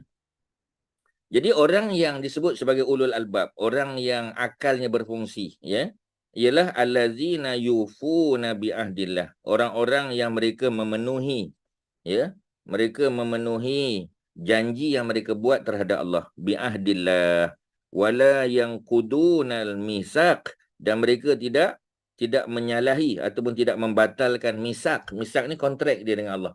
Dia janji dia akan assurkan Allah, mana dia pegang kontrak tu. Dia janji dia akan ikut Nabi cakap, dia akan ikut macam Nabi buat. Itu janji dia. So dia tidak menyalahi janji. Ya, jadi yang kuduna tu makna menyalahi. Menyalahi tu makna buat sesuatu yang bertentangan. Ya, menyalahi, ya. Mana kalau kita ikat kontrak, kita breach the contract. Kita tak nak breach the contract. Kerana orang yang memenuhi janji itu, ya, mereka sebenarnya adalah orang yang berakal. Ya, orang yang menggunakan akal, yang akalnya berfungsi, ya, di dalam menentukan kehidupan dia. Kedudukan yang luhur dan mulia yang dimiliki oleh sifat al-wafa ini merupakan kedudukan yang selalu kita usahakan. Ya, maknanya kita sebagai manusia kena usahalah, ya, untuk dapat memenuhi janji kita kepada Allah. Kedudukan ini membuat kita bertanya tentang hakikat sifat al-wafa yang sebenar. Apakah sifat al-wafa ini? Ya, mari kita tengok secara detail, tuan-tuan, ya. Hakikat al-wafa yang merupakan antara akhlak, ya, yang telah dianjurkan oleh Allah kepada setiap hamba agar memiliki akhlaknya. Malah Allah juga telah memberikan kepada yang mempunyai akhlak itu suatu kedudukan mulia. Memang orang yang memenuhi janji, Allah muliakan dia, dapat pahala dia, ya. Allah puji hamba yang menghias diri dengan akhlak mulia ini, ya. Kesetiaan tadi. Rasulullah SAW menghias diri baginda dengan akhlak al-wafa, dan akhlak ini merupakan antara akhlak mulia baginda, sehingga baginda selalu mengajak umatnya untuk memperhatikan sifat al-wafa ni. Selalu memuji-muji orang yang berakhlak dengannya. Jadi apa hakikat al-wafa itu? Al-wafa adalah melakukan hal yang wajib bagi seorang hamba yang berupa menjaga dan melaksanakan janji. Balik pada janjilah. Ya, kalau kita tak mampu melaksanakan janji itu, kita kena bagi tahu. Ya, kita kena minta maaf, ya, ataupun kita kena minta supaya tanggungjawab itu diserah pada orang lain. Kita tak mampu. Bila kita tak mampu tu, kita kena surrender lah, tuan-tuan. Jangan buat juga, ya. Contohlah, ya, seseorang itu diberikan tanggungjawab untuk jadi setiausaha atau bendahari bagi sesuatu persatuan. Dia tak mampu. Tanggungjawab dah banyak dah. Dia kena serah, ya, jawatan tu kepada orang lain. Ya, jangan dia terus pegang jawatan tersebut sebab dia nanti akan dipertanggungjawabkan kalau berlaku kita panggil, ya, mana kalau dia tak perform, dia tak boleh melaksanakan tugas dengan baik, dia akan dipertikaikan nanti, tuan-tuan. Ya, tanggungjawabnya lebih berat. Sama ada janji yang ditulis secara rasmi, ya, sama ada written contract, ya, ataupun hanya ucapan semata-mata. Tetapi sudah menjadi suatu hal yang mesti dilakukan oleh seseorang sesuai dengan fitrah dia. Fitrah maknanya tabiat semula jadi manusia. Akal yang sihat dan hati nurani. Antara yang termasuk dalam hal ini adalah al-wafa, ya, ingat atau mengakui terhadap kebaikan yang pernah seseorang lakukan kepada kita. Jadi kita itu dipanggil al-wafa juga. Ya, maknanya orang tu pernah buat baik pada kita, ya. Masa kita susah dulu dia tolong kita. Masa kita dalam keadaan pandemik contoh, ya, dia bantu kita. Dia support mana-mana yang dia mampu, dia tolong. Jadi kita pegang, ya, apa yang dibuat, macam kita kata turutan budi lah. Ya, dia dah tolong kita dulu. Satu hari nanti mungkin dia susah. So kita jangan lupakan dia, orang yang pernah membantu kita, orang yang pernah menghulurkan bantuan. Jadi itu juga termasuk sifat al-wafa, tuan-tuan. Ambil contoh wafak pada diri Nabi, ya. Oleh kerana Allah mengagungkan sifat al-wafa dalam Al-Quran, maka sudah dapat dipastikan Nabi, ya, orang yang pertama menghias diri dengan sifat tersebut. Ada riwayat daripada Ali bin Abi Talib, menantu Nabi dan sepupu Nabi. Baginda adalah orang yang paling memenuhi janji, ya. Sifat al-wafa yang Nabi miliki tidak hanya terbatas pada satu hal saja, tetapi baginda menerapkannya dalam semua hal. Baginda orang yang memiliki sifat al-wafa, antaranya terhadap nikmat yang Allah bagi, ya, sehingga baginda selalu mensyukuri atas segala nikmat. Sebab kita dah baca dah dalam surah Ibrahim, ya, mana orang yang syukur, la in syakartum la azidannakum. Kalau kamu syukur nikmat yang Allah bagi, aku akan tambah, kata Allah. Jadi kita kena pegang benda tu, tuan-tuan. Kalau kita syukur nikmat walaupun sedikit, Allah akan tambah.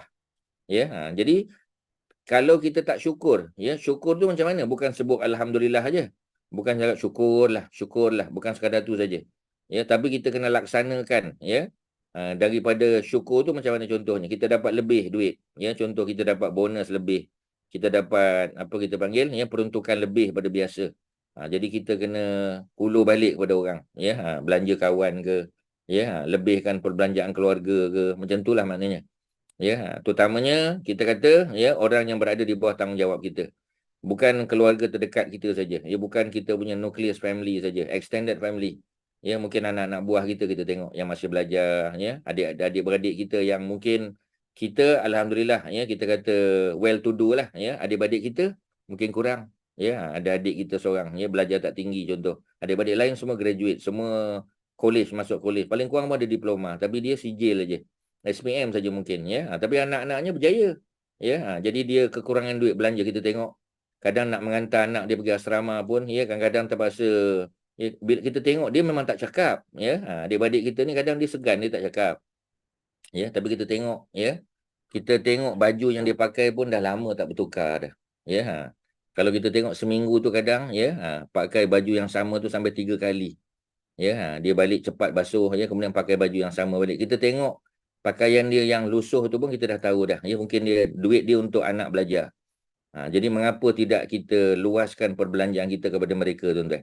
Ya, sebab itu adik-beradik paling layak dapat zakat kita, tuan-tuan. Adik-beradik, ya. Kalau tuan-tuan ada duit nak bayar zakat, ya, tuan-tuan ada zakat, ya. Selain daripada tuan-tuan bagi pada Jabatan Agama, daripada pada pusat zakat, ya, orang yang paling layak untuk dapat zakat, tuan-tuan, adalah adik-beradik, tuan-tuan. Sebab mereka bukan di bawah tanggungjawab tuan-tuan. Ya, adik-beradik lelaki terutamanya, ya. Jadi kalau mak bapak kita dia tak boleh terima zakat, itu memang di bawah tanggungjawab kita. Ya, contoh kita ada adik perempuan yang tak bekerja, ya, dia jaga penuh masa mak bapak kita di rumah. Dia tak kahwin, ya. Kemudian dia ya, dia belajar pun tak tinggi, memang jaga mak ayah kita. Mak ayah kita tak sihat, dia jaga penuh masa. Adik-beradik lain tak mampu dah. Ya, sebab bukan tak mampu duit, ya, tapi tak mampu masa, sibuk dengan kerjaya masing-masing. Adik kita tu di bawah tanggungjawab kita, ya. Jadi kalau kita bagi pada dia, itu bukan zakat, sebab dia tanggungjawab kita. Terutamanya kalau kita anak lelaki, ya. Tetapi, ya, adik-adik lelaki kita yang ada pekerjaan, tapi anak-anak dia berjaya sambung belajar, tapi scholarship tak cukup. Especially zaman sekarang lah, tuan-tuan tahulah, ya. Bukan mudah kita kata. Ya, nak sambung diploma pendidikan je pun, ya, tak kurang 12,000 mesti ada, tuan-tuan. Ya, untuk 2 semester je kadang-kadang 3 semester. Dia nak buat ya, diploma in apa-apalah, ya, in legal practice ke, ya, dalam HR ke apa semua sebagainya. Diploma pun kita kata paling kurang busuk-busuk pun 12, 13,000, 15,000 lah. Memang ada punya, tuan-tuan. Itu belum tanya buat MBA, buat apa lagi, ya. Ni yang basic-basic. Nak jadi guru je kita kata. Ya, dia bidang dia matematik mungkin, bidang dia sains, ya, nak jadi guru, nak mengajar di sekolah. Ya, dia ada degree, ya, tapi tak ada teaching credential tak ada. So dia nak sambung, ya, buat diploma contoh ataupun certificate in teaching contoh, ya. Memang busuk-busuk pun 12-13,000 kena ada, tuan-tuan. Dan kita tahu dia tak ada kemampuan. Mungkin dia ada 5-6,000. Kita top up, kita tambahlah, tuan-tuan. Ya, kadang-kadang ada keperluan macam tu. Sebab itu, ya, untuk mengeratkan hubungan adik-beradik, antaranya kita keluar zakat untuk adik-beradik kita, tuan-tuan. Ya, memang kita tak boleh ya, dia bukan income tax, kita tak boleh deduct lah. Of course lah, tuan-tuan, tak ada receipt kan. Ya, tapi puas hati, tuan-tuan. Sebab duit yang tuan-tuan dapat untuk bayar zakat tu, tuan-tuan bagi pada adik-beradik, tuan-tuan. Oh, itu jauh lagi bagus. Hubungan keluarga lebih dekat. Ya, dan ya, dia pun tak lokek dengan kita, insya-Allah, tak ada masalah.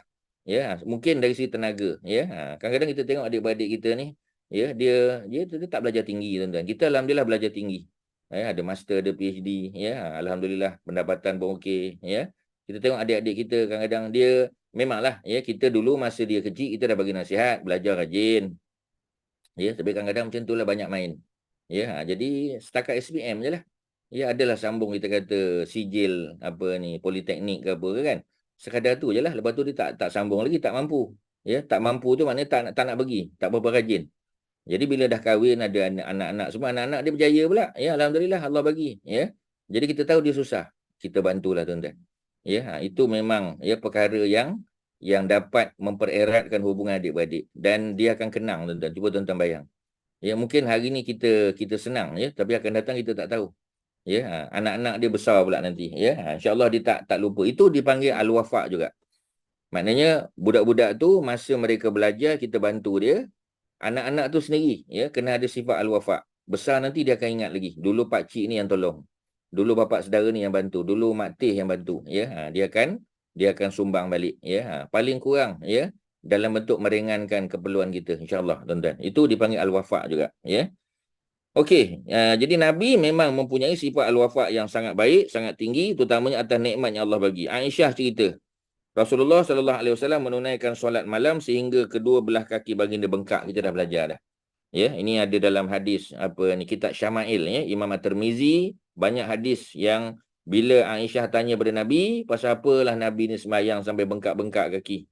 Nabi jawab muka surat 419, afala akunu abdan syakura.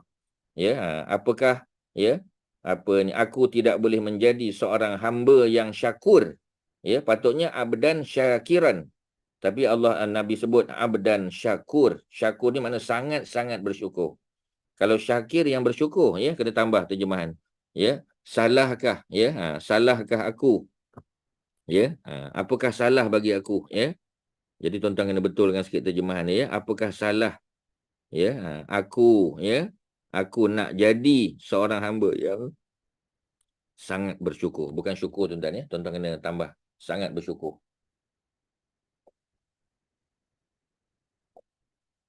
Okey, ya. Jadi ini hadis banyak disebut oleh Imam At-Tirmizi, ya. Tuan-tuan boleh tengok dalam banyak kita kata dalam kitab Syama'il Muhammadiyah lah, ya. Dalam kitab Syama'il, ya, banyak hadis-hadis yang disebut tentang bagaimana Nabi apabila ditanya, ya, sehingga bengkak kaki Nabi. Bukan Aisyah saja, ya. Ada orang lain juga tanya. Isteri Nabi yang lain juga tanya, ya. Dan Nabi jawab perkara yang sama, afala akunu abdan syakura. Ya, adakah salah, ya, untuk aku menjadi orang yang sangat-sangat bersyukur kepada Allah Subhanahu Wa Taala. Rasulullah seseorang yang memiliki sifat al-wafa terhadap semua janji. Baik berupa janji yang diikrarkan terhadap diri sendiri maupun yang diikrarkan kepada orang lain. Baginda tidak pernah mengkhianati dan mengingkari janji yang telah diikrarkan. Jadi kalau Nabi ikrar, ya, kalau takrir maknanya Nabi endorse. Ini ikrar, ya, ikrar. Nabi lafazkan. Walaupun terhadap musuhnya, meskipun ada juga keadaan yang sangat mendesak, ya, darurat atau ada masalah yang menuntut baginda untuk merosakkan janji. Ya, banyak sekali riwayat yang menegaskan kenyataan ini. Ada banyak cerita di bawah lah yang kita kena tengok, ya. Kisah Abu Busair dan sifat al-wafa Rasulullah terhadap janji yang telah baginda ikrarkan, ya. Jadi setelah perjanjian Hudaibiyah. Perjanjian Hudaibiyah berlaku pada tahun yang ke-6 Hijrah, ya. Perjanjian Hudaibiyah ni bertitik tolak daripada mimpi Nabi. Ya, kalau tuan-tuan masih ingat, Nabi mimpi, kan? Nabi mimpi melihat baginda memakai ihram, ya. Jadi Nabi tengok diri baginda pakai ihram, ya. Dan bila Nabi pakai ihram, Nabi ditemani oleh para sahabat. Nabi tawaf di keliling Kaabah dalam mimpi ni. Ya, sebab belum ada ayat Quran yang turun suruh Nabi buat umrah, ya, belum ada lagi. Jadi apa yang berlaku? Yang berlaku ialah mimpi yang baik itu, ru'ya salihah, dia datang beberapa kali. Nabi pun faham itu adalah lampu hijau, ya, green light daripada Allah supaya Nabi boleh pergi umrah. Nabi pun bagi tahu kepada para sahabat, ya. Jadi bila Nabi bagi tahu kepada para sahabat, seronoklah para sahabat sebab 6 tahun tak balik Mekah setelah mereka hijrah. Mereka pun keluar dalam jumlah, ya, tak kurang daripada 1,400 orang, kata Ibnu Katsir, ya, dan Imam At-Tabari dalam kitab tafsir mereka. Bila sampai di Tan'im, mereka dihalang oleh Khalid bin Al-Walid. Masa tu Khalid belum masuk Islam lagi. Dia halang Nabi. Nabi pun ikut Hudaibiyah. Mereka halang lagi. Akhirnya mereka buat perjanjian damai. Itulah, ya, titik tolak daripada perjanjian Hudaibiyah.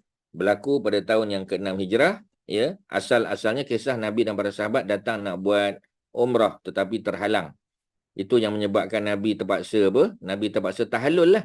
Sebab kita dah niat ihram, dah pakai pakaian ihram. Jadi kita terhalang. Bila terhalang, kita kena tahallul. Tahallul macam mana? Sembelih binatang. Ya, kalau kambing seekor, kalau kita berkongsi boleh 7 orang untuk satu unta atau satu lembu. Kemudian kita bergunting ataupun bercukur bagi orang lelaki. Ya, maka kita boleh tanggalkan pakaian ihram. Kita boleh keluar. Kita boleh tahallul lah. Ya. Jadi apa yang berlaku? Pada hari Isnin, ya, awal bulan Zulkaidah. Mana Zulkaidah ni bulan haram, ya. Mana bulan gencatan senjata, tahun yang ke-6 Hijrah. Nabi ke Makkah untuk ibadah umrah. Ya, lebih kurang 1,500 orang. Ya, ni ada 2 riwayat. Ada yang kata 1,400. Jadi Ustaz selalu sebut minimum 1,400. Mungkin lebih. Ya, kerana ada juga riwayat sebut 1,500. Daripada para sahabat, muhajirin, orang-orang Mekah, dan Ansar daripada Madinah, ya, serta orang-orang Badui yang berangkat bersama baginda. Jadi ramailah. 1,400 tak kurang. Pada waktu itu, untuk mengurus Madinah, baginda menyerahkan kepada Numailah bin Abdillah Al-Laisi. Ya, jadi ada seorang sahabi Nabi lantik, ya, untuk mengurus Madinah. Maknanya caretaker Madinah lah. Baginda dan para sahabat yang ikut pada waktu itu ihram dengan membawa al-hadiyu. Hadiyu ni adalah haiwan untuk sembelih. Ya, jadi bila orang Madinah pergi ke Mekah ya untuk umrah ataupun untuk haji ya, mereka bawa binatang ternak sekali untuk disembelih di Mekah tu. Jadi kita sekarang tak bawa binatang sembelih lah ya. Sebab tu ada beberapa perbezaan ya. Sebab tu Nabi kata kalau bawa binatang ternak ya, boleh buat sama ada apa kita panggil haji apa yang macam Nabi buat haji kiran ya, Nabi jamak umrah dengan haji. Sebab Nabi tak buat umrah sebelum haji dan Nabi tak buat umrah selepas haji. Ya, orang tak nampak Nabi buat umrah. Maknanya Nabi dah combine umrah tu dengan haji. Satu niat. Ya, macam kita biasa kalau kita datang last minute kita buat ifrad. Ya, lepas pada buat haji baru kita buat umrah. Ya, macam Aisyah buat. Ataupun kita datang awal kita buat tamattu' ya, kita umrah dulu siap-siap pakai baju biasa, nanti bila sampai waktu wukuf baru kita pasang niat untuk haji pula. Jadi kalau buat haji dulu ifrad, kalau buat umrah dulu tamattu'. Kalau kita combine dia panggil kiran. Yang Nabi buat kiran sebab tak ada riwayat sahabat kata Nabi buat umrah sebelum atau selepas. Jadi pilihannya adalah kiran ya. Tetapi Nabi sebut kalaulah ya ada umur panjang, mana kalaulah tahun depan. Ya, kalau Nabi dipanjangkan usia sampai tahun depan, Nabi buat haji sekali lagi, Nabi kata pasti aku akan buat tamattu'. Nabi kata aku akan buat tamattu'. Sebab itu ya para ulama hadis kata haji yang afdal adalah tamattu'. Ya, sebab Nabi nak buat. Tetapi yang Nabi buat adalah kiran. Sebab apa? Sebab Nabi bawa binatang sembelihan. Dipanggil al-hadiyu, ya. Ini kaedah dia. Jadi ya kalau nak bawa binatang, orang Arab Madinah pun tak bawa tuan-tuan ya, semua datang selai sepinggang je, semua beli binatang sembelihan tu di Mekah tuan-tuan ya. Jadi mereka pun berangkat bersama baginda. Jadi Nabi lantik caretaker Madinah Numailah ya. Nabi ihram dengan para sahabat bawa al-hadiyu sebagai petanda bahawa baginda pergi ke Mekah tujuannya untuk menunaikan ibadah umrah. Satu lagi ya. Jadi bukan untuk perang. Yang pertama pakai ihram. Ya, kalau Nabi nak berperang sebab orang Mekah dah tengok Nabi berperang. Dalam perang Badar, Nabi berperang. Dalam perang Uhud, Nabi perang. Dalam perang Khandaq, Nabi paling kurang 3 peperangan dah. Dan dalam perang Nabi pakai baju besi, Nabi pakai topi besi. Ya, Nabi bawa pedang, Nabi bawa persenjataan, ya. Tapi kali ini Nabi datang dengan pakaian ihram. Ya, tidak ada baju besi. Ya, tidak ada kita panggil peralatan senjata, ya. Hanya pedang yang bersarung sebab bukan nak perang pun. Jadi maknanya tidak ada alasan untuk orang Mekah mengatakan bahawasanya Nabi datang untuk perang. Memang tak logik tuan-tuan. Ya, tetapi alasan tetap alasan macam Israel lah. Ya, dia bagi macam-macam alasan. Ya, mana boleh kita kata bom ya ataupun tembak tempat-tempat maslahat umum, hospital tak boleh. Sekolah tak boleh, tempat ibadah masjid. Orang Islam pun kalau berperang tak boleh tembak gereja. Tak boleh tembak sekolah, tak boleh tembak kilang susu, kilang tepung, tak boleh tuan-tuan. Mana boleh? Ya, rumah ibadah tak boleh. Ya, itu memang undang-undang antarabangsa, semua orang setuju. Ya, dan tak boleh guna phosphorus bom, tak boleh tuan-tuan. Memang tak boleh, ya. Semua dah setuju dah. Tetapi Israel dia tak peduli. Ya, sebab yang penting dia dapat bunuh orang Palestin dan dapat nyah orang Palestin keluar daripada bumi Gaza, ya. Itu yang dia buat tuan-tuan. Jadi nak bagi tahu bahawasanya ya orang zalim, orang kafir ni dia tak peduli, dia tak ada undang-undang tu kan. Ya, kita kata ada undang-undang antarabangsa, dia tak ikut, dia tak follow pun, ya. Jadi oleh kerana itu dalam bab yang berkaitan dengan Nabi tadi, ya, Nabi datang itu bawa binatang ternak hadiu tu sebab orang Mekah dah tahu dah. Ya, bila orang datang bawa binatang al-hadiu ni memang tujuannya untuk menyembelih. Bila menyembelih itu sama ada haji atau umrah. Nabi tak buat haji lagi sebab belum ada perintah. Yang ini Nabi datang untuk buat umrah, ya. Jadi tidak ada dalil kepada orang Mekah bahawasanya Nabi dan 1,400 sahabat tadi datang untuk perang, tak ada tuan-tuan. Ya. Ketika sampai di kawasan Usfan, ya, sebuah kampung yang terletak 2 marhalah dari kota Mekah. Sebenarnya dia tak sampai 2 marhalah. Ya. Jaraknya lebih kurang 73-74 km. Sebab kita tahu minimum 80 atau 81 km. Jadi Usfan tak sampai, ya, hampir 2 marhalah. Sebab satu marhalah 40, ya, satu marhalah 40 km, 40.5. 2 marhalah 81. Ya. Jadi kalau jarak ke Usfan tu hanya 74 km, maknanya dia tak meet requirement lah. Sebab minimum 80 atau 81. 80 kita terima lah, acceptable. 81 tak ada khilaf. Ya. Jadi bila sampai di situ, Bishr bin Abu Sufyan, ya, menemui baginda dan berkata, "Ya Rasulullah, sesungguhnya kaum Quraisy telah mendengar khabar tentang kedatangan kita." Dia bagi tahu. Dan mereka segera menyiapkan tentera perang untuk mencegah kita masuk ke kota Mekah. Dia dah bagi tahu dah. Sekarang mereka telah sampai di kawasan Zitua. Zitua ni tempat Nabi nak masuk ke Mekah lah, ya. Sebelumnya ada juga yang telah berangkat terlebih dahulu, yakni Khalid bin Al-Walid dan beberapa tentera perang yang lain, dan mereka sekarang telah berada di kawasan dekat Usfan. Jadi ada yang dah mara sampai ke sana. Mendengar berita tersebut, Nabi terus mengambil tindakan untuk melalui jalan alternatif agar tidak bertemu dengan tentera Quraisy. Maknanya Nabi elak untuk supaya tidak bertembung, ya, dengan pasukan Khalid tadi. Jadi bila tak bertembung di Tan'im, ya, patutnya masuk ikut Tan'im, iaitu yang paling dekat daripada Madinah ke Tan'im. Jadi Nabi telah ikut jalan lain, ya, Nabi ambil jalan alternatif sampai di Hudaibiyah. Baginda bersama kaum muslimin yang lain berhenti untuk berehat. Sebenarnya Hudaibiyah adalah nama sebuah telaga yang terdapat di kawasan tersebut. Mengenai cerita telaga ini, Al-Bara' meriwayatkan, ya, sahabat Nabi seperti yang terdapat dalam Sahih Al-Bukhari, kemudian kami menimba air telaga Hudaibiyah yang sehingga tidak berbaki walau setitis pun, habis air. 1,400 orang guna. Keadaan ini telah sampai ke telinga Nabi dan baginda mendatangi telaga tersebut serta duduk di tepi telaga sebab air kering. Ya. Baginda minta air dan berwuduk, kemudian berkumur, setelah itu berdoa, kemudian air kumur baginda itu diluah ke dalam telaga. Mana Nabi ludah balik ke dalam telaga. Ya, kami pun menunggu sebentar, setelah itu telaga tersebut yang asalnya tidak ada air tiba-tiba penuh dengan air sehingga kami dapat minum dengan puas. Begitu juga dengan haiwan-haiwan. Ini dipanggil dalil an-nubuwah, tuan-tuan, bukan mukjizat. Mukjizat untuk mengalahkan musuh, ya. Ini dalil bukti kenabian baginda, ya. Makanan yang sedikit boleh dimakan oleh ramai. Ya, kurma yang sedikit boleh dimakan oleh ramai. Anak kambing seekor boleh ramai makan, ya. Kemudian air yang tadi kering, ya, dapat penuh satu telaga dan dapat digunakan oleh para sahabat untuk minum, ya, untuk mandi dan sebagainya. Begitu juga dapat diminum oleh haiwan-haiwan yang mereka bawa, sama ada haiwan tunggangan ataupun haiwan sembelihan. Nampaknya kaum Quraisy bertekad untuk melarang Nabi, ya, dan para sahabat daripada masuk ke Mekah meskipun hal tersebut dilakukan dengan peperangan. Jadi mereka, ya, bersedia untuk perang sebab Nabi dan para sahabat bukan datang untuk perang. Ya, jadi mereka bersedia untuk perang, ya, dan dia menjadi peperangan yang berat sebelah lah kita kata, ya. Macam Israel kita kata, ya, mereka guna pesawat terbang, ya. Dia sedangkan kita kata kita panggil, ya, mujahidin ni, ya, mereka tak ada peralatan terbang, tak ada, ya, maknanya tak ada tentera pun, tuan-tuan, ya, tak ada official soldiers, tak ada, tuan-tuan, ya.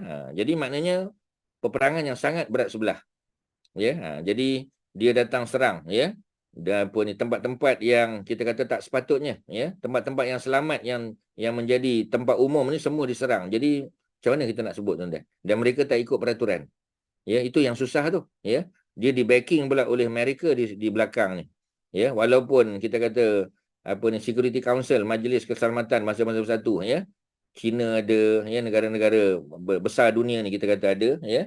Tapi macam tadilah, ya, diveto dengan mudah aja oleh Amerika.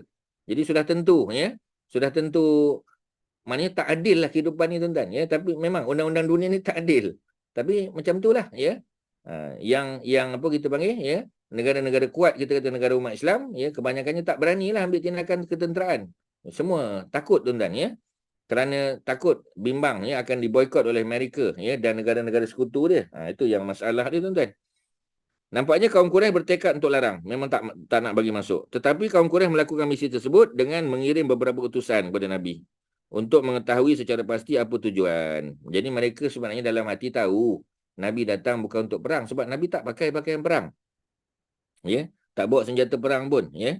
Jadi mereka pun hantar beberapa orang untuk tanya, ya, apa tujuan. Antara utusan tersebut adalah Urwah bin Mas'ud As-Saqafi, salah seorang pakar perunding. Urwah bin Mas'ud. Oleh itu kaum Quraisy benar-benar yakin atas kebolehannya. Urwah bin Mas'ud, ya, kita dah pernah sebut dulu dalam kitab sirah, ya, beliau orang As-Saqafi. As-Saqafi ni orang mana ni? Orang Taif. Ya, orang Taif. Orang Taif kita tahu, tuan-tuan, ya. Orang Taif ni adalah orang mulia lah. duduk di kawasan tinggi, ada kebun di sana, ya, duduknya selesa, ya, tempat yang kita kata Allah bagi cuaca yang sedap bagi mereka, ya. Tetapi mereka lah orang yang pernah baling batu kepada Nabi, ya. Mereka juga nanti yang paling lambat masuk Islam, ya. Cuma di kalangan mereka ni ada seorang lelaki, ya, beliau ni negotiator lah. Dia memang seorang pakar, ya, sudah proven dia ni. Urwah bin Mas'ud, ya, mungkin tuan-tuan ingat, ya, Urwah bin Mas'ud. Ini orang yang sangat apa kita panggil sangat hebat. Nanti dia mati dibunuh, masuk Islam dia tuan-tuan nanti. Ya. Dan beliau ini, ya, merupakan seorang lelaki yang wajahnya seiras dengan siapa tuan-tuan? Dengan siapa Kak Zainab? Urwah bin Mas'ud. Nabi Isa. Wajahnya seiras Nabi Isa tuan-tuan. Tuan-tuan jangan lupa nama ni. Urwah bin Mas'ud, ya. Beliau orang Taif dan wajahnya seiras wajah Nabi Isa AS. Macam mana Nabi kenal Nabi Isa? Kerana Nabi pernah bertemu Nabi Isa di langit yang kedua pada malam Mi'raj, tuan-tuan, ya. Jangan lupa tu tuan-tuan. Nama Urwah bin Mas'ud tuan-tuan kena highlight. Ya, jangan lupa Urwah bin Mas'ud, beliau adalah pakar runding, ya, dan beliaulah yang minta izin kepada Nabi untuk balik ke Taif, ajak kaum ni masuk Islam. Dan kita tahu akhirnya dia kena bunuh tuan-tuan, ya, mati syahid dia. Ya, sebab dia yakin kemampuan dia untuk memujuk, tetapi akhirnya dia dibunuh juga, ya. Apabila dia bertemu Rasulullah, baginda pun menyampaikan kepadanya berita yang sama yang telah disampaikan kepada para utusan Quraisy yang lain yang datang terlebih dahulu. Maknanya dia ni bukan orang pertama yang datang untuk negotiate, ya. Dah ada 2 orang sebelum dia. Kemudian barulah dia datang. Berita tersebut menyatakan bahawa baginda dan kaum muslimin, ya, datang ke Mekah hanya untuk umrah saja, tidak lebih daripada itu. Dah confirm dah tuan-tuan, ya. Urwah kembali kepada Quraisy untuk menyampaikan khabar yang telah Nabi sebut. Dia berkata kepada mereka, wahai Quraisy, ya ma'syaral Quraisy, sesungguhnya, ya, sungguh aku pernah bertemu dengan Kisra, dia kata. Kisra, ya, Kisra Parsi, Maharaja Parsi.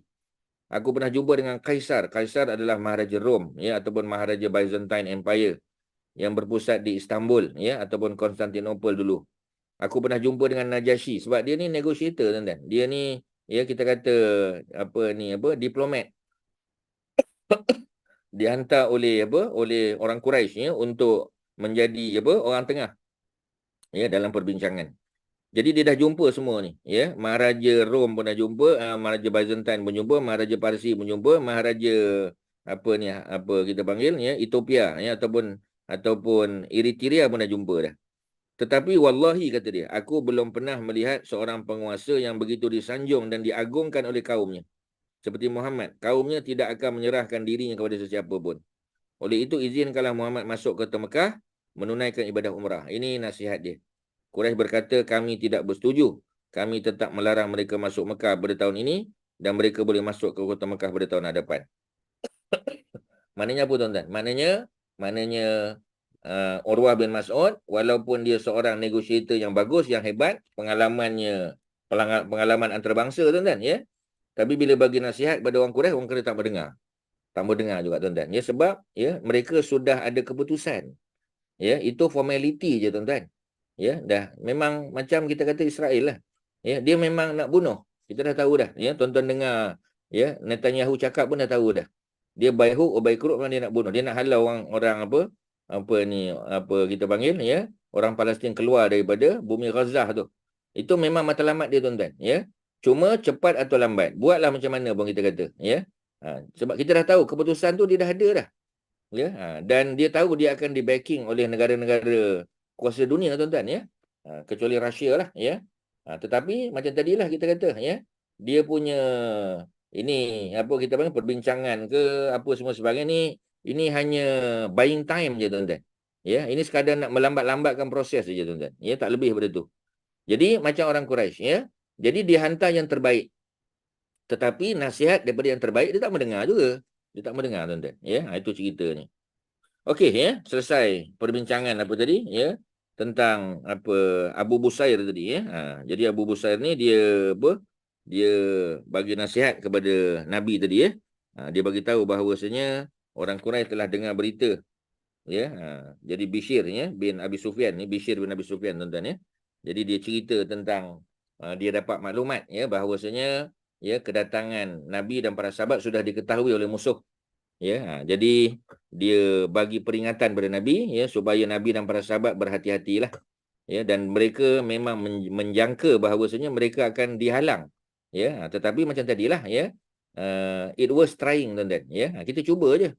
Kalau tak boleh, tak apalah ya. Paling kurang tak boleh buat tahun ni, boleh buat tahun depan, masih boleh. Ya, cuma Allah tangguhkan setahun, itu je lah ceritanya. Okey ya, Osman bin Affan kita tengok. Osman bin Affan radhiyallahu anhu di Mekah, Rasulullah menghantar seorang utusan kepada kaum Quraisy untuk memberitahu mereka tentang tujuan baginda. Jadi mula-mula Omar dihantar oleh Nabi. Tapi Omar kata, ya Rasulullah, jangan akulah.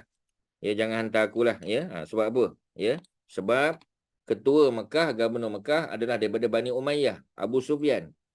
Jadi why not kita hantar Osman, sebab Osman sepupu pada Abu Sufyan. Jadi mereka datang daripada keluarga yang sama, Bani Umayyah. Itu lebih mudah untuk negotiate, tuan-tuan. Ya, kalau aku daripada Bani Adi, ya, dan mereka kenal Omar ni bukan daripada Bani Umayyah. Jadi bila tak sama kabilah tu mungkin akan jadi bergaduh, ya. Jadi Nabi setuju hantar Sayyidina Osman, ya. Jadi Osman pun dihantar. Baginda khawatir akan para utusan mereka yang tidak menyampaikan kepada pemimpinnya tentang apa yang telah baginda katakan. Jadi Nabi hantar Osman tu supaya Osman boleh cakap sendiri secara langsung kepada Abu Sufyan. Kerana bimbang takut wakil-wakil yang datang bertemu dengan Nabi, bila mereka balik kepada orang Quraisy, mereka akan cakap benda lain. Nabi bimbang. Ya. Jadi baginda panggil sahabat Umar untuk ditugaskan, tapi kita tahu. Umar kata, aku khawatir terhadap diriku kerana di Mekah tidak ada seorang pun yang berasal daripada Bani Adi. Maknanya yang jadi pemimpin pada masa itu tak ada exco members ke apa, tak ada. Ya, yang ada Bani Umayyah. Aku berpendapat kalau Rasulullah mengutus Osman, ya, kerana dia lebih memiliki kedudukan mulia di Mekah daripada aku. Memanglah. Sebab pemimpin Mekah tu Abu Sufyan, ya, dan anak-anak dia. Baginda setuju dengan pendapat Umar. Kemudian baginda panggil Osman, utusnya ke Mekah untuk menyampaikan berita. Hudaibiyah pergi Mekah, tuan-tuan, lebih kurang tak sampai 30 km. Ini dah dekat dah, ya. Tapi mereka tertahan. Sebab Hudaibiyah ni kawasan tanah halal nak masuk tanah haram. Kita boleh mikot di situ, tuan-tuan, ya. Mungkin tuan-tuan pun ada pengalaman, ya, mikot umrah, ya, daripada Hudaibiyah, boleh. Ya, tak salah, ya. Yakni mengunjungi Kaabah, tujuan dia dan nak buat umrah, bukan untuk perang. Baginda memerintahkan Osman untuk menyampaikan berita gembira kepada orang-orang mukmin yang lemah. Jadi orang mukmin yang beriman ada di Mekah tu, tapi mereka tak hijrah. Ya, mereka ni du'afa, kita kata, ya. Bahawa tidak lama lagi Mekah akan dapat ditakluki. Nabi dah tahu dah. Allah akan memberi kemenangan kepada Islam. Osman pergi ke Mekah. Setelah sampai di sana, dia terus menyampaikan pesan daripada Nabi kepada para pemimpin Quraisy. Baginda datang hanya untuk umrah saja. Mereka berkata kepada Osman, jika kamu ingin tawaf maka silakan. Jadi sebab Osman ni, dia kabel besar lah, tuan-tuan. Sebab dia ada sepupu dengan Abu Sufyan. Kalau kamu datang nak umrah, umrah. Ya, kamu nak tawaf, silakan tawaf. Osman berkata, aku tidak akan melakukannya sehingga Nabi terlebih dahulu melakukannya. Ni tengok para sahabat pula. Walaupun mereka dapat privilege, ya, tapi mereka tak gunakan privilege itu, tuan-tuan. Mereka kata, selagi Rasulullah tak buat, aku takkan buat. Ketika itu, Quraisy menahan Osman. Ya. Tapi tidak diganggulah. Dia tahan, kena tahan. Ya. Tidaklah dipukul ke apa, tak. Sebab family, tuan-tuan. Akan tetapi, khabar yang sampai ke telinga Nabi, Osman telah dibunuh. Ya. Jadi berita itu sampai.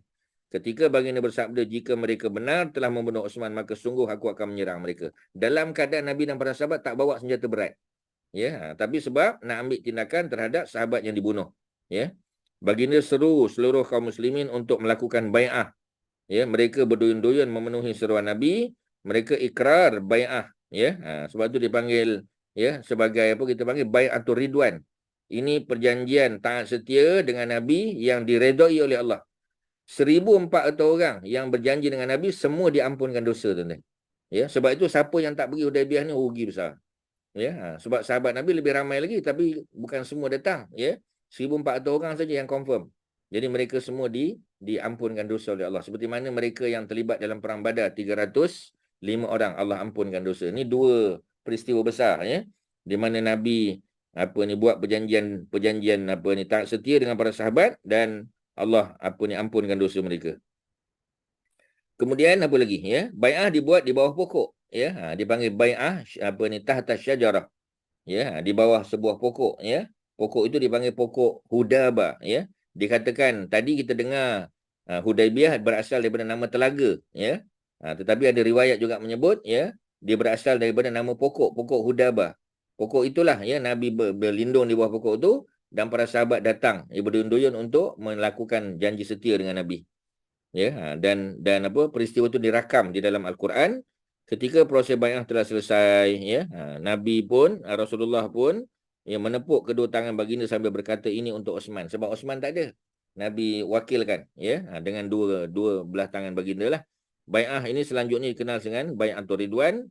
Pada kejadian bai'ah ini Allah menurunkan ya ayat yang ke-18 ya dan 19 daripada surah Al-Fatah. Ya, kita dah sebut tadi, Quran sebut dalam surah Al-Fatah surah 48 ya.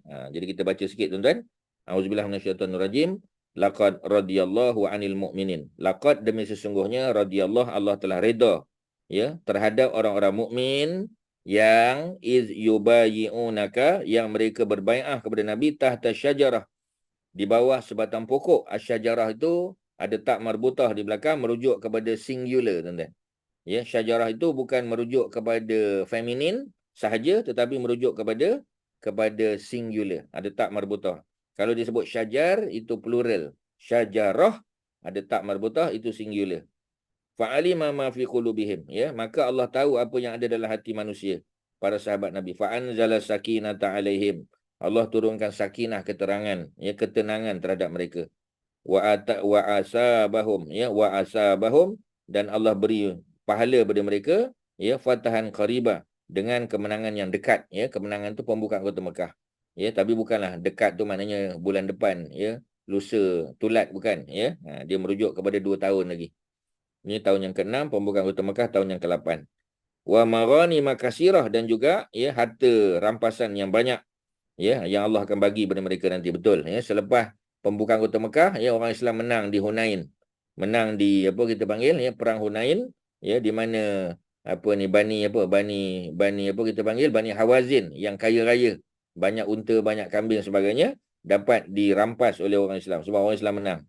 Ya, ya'khuzunaha, mereka akan ambil dia.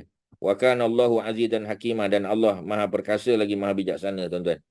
Pada waktu itu kaum Quraisy melihat bahawa ya membuat perjanjian damai dengan baginda merupakan langkah yang terbaik. Jadi mereka tak ada cara lah.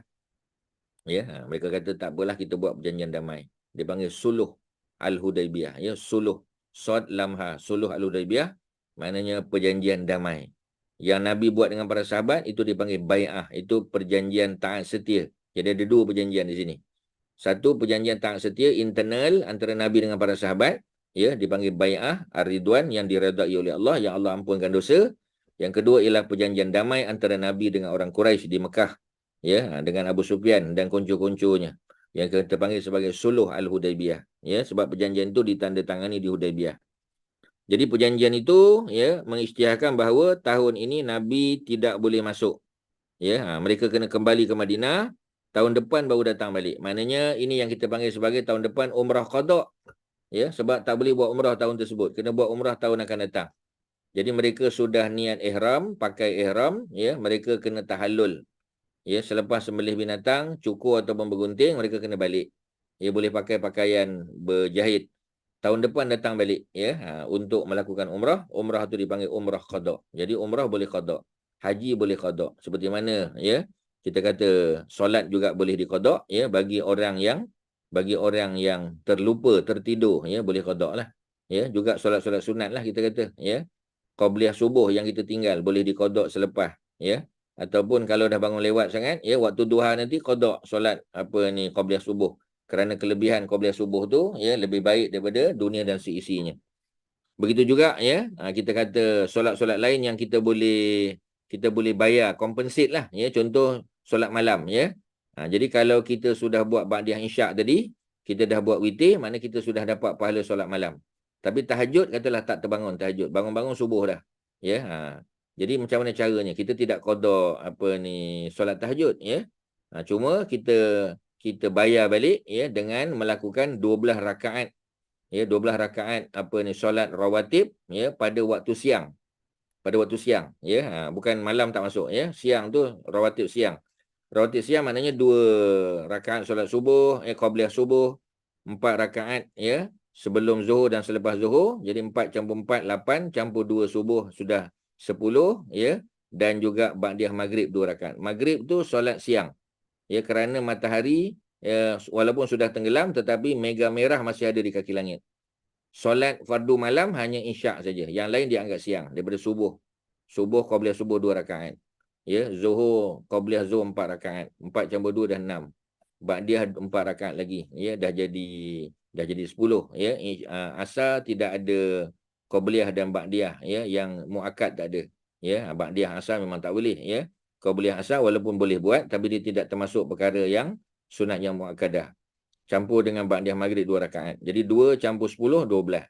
Orang yang buat 12 rakaat rawatib siang saja, sebelum ataupun selepas, maka kalau malam tadi dia tak buat tahajud, ya, seolah-olah dia dah dapat pahala tahajud juga, tuan-tuan. Ya, jadi tinggallah, ya. Kerana walaupun dia bukan qada, ya, tetapi seolah-olah kita compensate lah. Ya, kita bayar balik, ya, dalam bentuk apa kita panggil, ya, dalam bentuk solat-solat sunat rawatib ni. Jangan tinggallah, tuan-tuan. Ya, kalau tak mampu berdiri, duduk, tak apa. Tak mampu duduk baring pun boleh, tuan-tuan. Ya, jadi maknanya nak bagi tahu mudahnya, ya, Allah nak bagi peluang kepada kita untuk mendapat pahala ibadah yang kita tertinggal kerana tertidur ataupun seumpamanya, ya. Okey, kita habiskan ni, tuan-tuan. Terlebih bagi mengetahui bahawa Nabi dan kaum muslimin datang ke Mekah pada masa itu bukan tujuan untuk berperang, ya. Kemudian mereka memanggil Suhail bin Amr. Ini baru, ya, ditulis perjanjian. Ya, jadi Sayyidina Osman, ya, akhirnya kita tahu dia dilepaskan, ya. Maknanya tidak diapa-apakan sebab takkan Abu Sufyan nak bunuh dia. Ini keluarga, tuan-tuan. Walaupun berbeza agama, ya, tetapi macam tadilah, ya, hubungan kekeluargaan ini, tuan-tuan, kadang-kadang dia apa? Macam tadilah, ya, dia ada flexibility lagi. Ya, takkan nak bunuh adik-beradik kita, ya. Macam itulah, ya. Jadi maknanya nak bagi tahu bahawasanya pentingnya hubungan kekeluargaan tu. Pentingnya kita hantar orang yang betul, ya, pada waktu yang betul, tuan-tuan, ya. Kita sending the right person at the right time at the right place, ya, supaya tidak berlaku peperangan. Jadi mereka panggil Suhail bin Amru, ya, berkata kepadanya, pergilah engkau bertemu dengan Muhammad, ya. Kemudian lakukan perjanjian damai yang berisikan tahun ini mereka mesti balik ke Madinah. Ya, baru boleh datang pada tahun depan. Wallahi, orang-orang Arab tidak pernah bercerita bahawa Muhammad pernah datang kepada kita dengan cara kekerasan. Jadi maksudnya nak bagi tahu, ya, mereka mengakui bahawasanya kedatangan Nabi itu bukan untuk berperang. Ya, mana clear lah, tuan-tuan, tak ada masalah lah. Ya, betul lah. Jadi itu yang boleh kita sebut pada kali inilah, tuan-tuan, ya, sebab panjang lagi ni. Ya, kita sampai muka surat 423, ya, tuan-tuan tandakan. Ya, insya-Allah kita sambung pada kesempatan yang akan datang. Kalau ada soalan silakan. Ada apa-apa, tuan-tuan? Ustaz. Ya. Abu Busair itu adalah orang yang sama dengan Bishr bin Abu Sufyan. Rasanya bukan, ya. Nanti ada perbincangan lagi ni. Ya, nanti kita akan pastikan, ya. Sebab Abu Busair ni ada cerita pada muka surat 426 nanti, Abu Busair, ya. Yang tadi Bishr bin Abi Sufyan orang lain. Ada cerita lain lagi, ya. Kita tak sempat nak habiskan pada hari ini sebab panjang lagi. Kita kena berhenti pada muka surat 423. Nanti kita jawab masa pertemuan akan datang, insya-Allah. Ada lain silakan. Ada Bishr apa-apa? Abu Sufyan ni perisik Nabi kan, Ustaz? Dia salah seorang daripada Nabi punya ni lah, ya. Perisik lah kita kata. Jadi dia dah pergi tengok, ya, dia dapati ada kumpulan Khalid bin Al-Walid yang menghalang kedatangan Nabi di Tan'im, pintu masuk Mekah. Ya. Nanti bila Nabi ikut, ya, ambil jalan alternatif ke Hudaibiyah pun masih tentera menghalang juga. Jadi memang mereka daripada awal lagi mereka tidak membenarkan Nabi masuk, ya. Tapi kerana kedatangan Nabi bukan untuk berperang, memang clear untuk umrah, ya, mereka kena buat perjanjian damai. Tapi mereka nak tunjuk kuasa mereka, tuan-tuan, ya. Kadang-kadang manusia ni nak tunjuk kuasa dia. Ya, ego dia, tuan-tuan, ya. Kamu nak masuk boleh tapi bukan kali ni akan datang. Jadi maknanya walaupun dia bagi kemudahan untuk masuk, tapi macam tadi dia nak menyusahkan. Ya, boleh tapi dia nak menyusahkan, ya. Macam kita kata misi bantuan ni, ya. Yang membantu ni daripada seluruh dunia sudah ada di pintu masuk Rafah. Rafah tu daripada Mesir, tuan-tuan. Ya, berjujuk kita kata, ya, bukan ramai lagi. Tapi macam tadilah, nak masuk tu, ya, berapa persen aja yang boleh masuk, tuan-tuan. Tak sampai 10% lagi yang boleh masuk, ya. Untuk bagi bantuan apa ni, air bersih, ya, ubat-ubatan dan seumpamanya. Sehingga kita kata pihak hospital, ya, electricity tak ada, ya, apa kalan air tak ada, ya. Dibedah, dirawat, dibuat operasi tanpa apa kita panggil ya, tanpa ubat pelali dan sebagainya. Jadi benda-benda ni ini ya kita kata ni main drama pihak Israel dan Amerika je tuan-tuan. Ya, kita sebagai umat Islam memang dikotak-katikkan. Ya, sedangkan kita lebih pada 1 bilion penduduk umat Islam ni. Tapi tak ada apa kita panggil macam Nabi sebut ya, apa ni keadaan umat Islam di akhir zaman ni kal rusak ya, seperti mana buih-buih ya, kal rusak isail ya, kamu ramai ya, kamu ni orang Islam ni kasirun bal antum kasirun ya, walakin akum rusak ya, kamu ramai pada masa tu, tetapi kamu seperti buih ya di air banjir, di air bah. Maknanya tak ada kuasa, tak ada authority, tak ada tuan-tuan. Kita ramai ya, negara umat Islam, negara kaya ya, tetapi yang betul-betul ya nak membantu ataupun nak menjadi penyelesai pada konflik ni, boleh kita kira lah berapa sangat tuan-tuan negara umat Islam ni ya. Mungkin Malaysia lebih lantang bersuara kalau banding dengan Arab Saudi yang dicucuk hidung oleh orang Amerika tuan-tuan ya, ataupun negara-negara Gulf State yang lain lah, melainkan Qatar lah ya, melainkan Qatar kita kata, itulah ya. Jadi macam tadilah ya, dalam kehidupan ni kadang-kadang tuan-tuan ya, manusia memang ada ego dia. Jadi kadang-kadang kita layan sajalah ya. Mungkin kita tak dapat hari ni, kita dapat esok insya-Allah. Nabi dan para sahabat tidak berjaya melakukan umrah pada tahun tersebut, tapi pahalanya dapat. Ya, sebab itu umrah kali ini dianggap sebagai umrah walaupun tak buat umrah. Cuba tuan-tuan bayang, tak buat tapi dapat pahala. Cuba tuan-tuan bayang. Sebab niat itu yang dikira ya. Innamal a'malu binniyat, hanya sahaja sesuatu amal itu diberi pahala kerana niatnya. Niatnya nak buat umrah sudah dapat ya. Tahun depan datang lagi dapat lagi pahala umrah tuan-tuan. Jadi maknanya ini Allah nak bagi ya kepada umat manusia yang dipimpin oleh Nabi pada masa itu.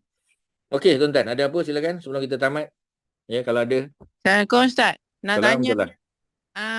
bila kita bagi zakat dekat adik-beradik kita tu, adakah kita beritahu itu zakat atau tak perlu cakap sebab mungkin sensitif ke apa?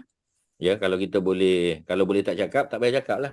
Ya, kita kata ni bantuan, kita sebut ya. Tapi niat tu kan duduk di hati kan. Tak payah kita lafaz pun tak ada masalah. Boleh. Kita ya, mana dia pun tak tanya kan. Ya, kita kata ni ada apa kita panggil, ada bantuan sikit ya untuk anak yang belajar ke apa semua sebagainya. Boleh je. Ya, tak perlu kita cakap pun, ya. Terima kasih Ustaz. Ya, sama. Macam kita nak bagi apa kita panggil duit yang tak syariah compliant kepada orang fakir miskin. Ya, duit kita ada simpan duit di apa kita panggil non syariah compliant punya bank contoh, ya. Kemudian kita dapat dividen tu kita tak boleh ambil untuk diri sendiri, kita boleh ambil. Tapi kita tak boleh pakai untuk personal usage, tak boleh. Ya, duit tu banyak kita kata adalah ya, kita kata 5-6 ribu, mungkin 10 ribu kita kata dividen dia. Jadi dividen tu ya, kita tak tahu selama ni nak guna untuk apa. So kita boleh keluarkan, kita boleh bagi secara direct aja ya, sama ada pada pihak apa ni Baitul Mal ya, pada pihak zakat ataupun bagi terus ya kepada apa. Kalau zakat, pusat zakat dia ada akaun yang non syariah compliant, kita boleh bagi tahu.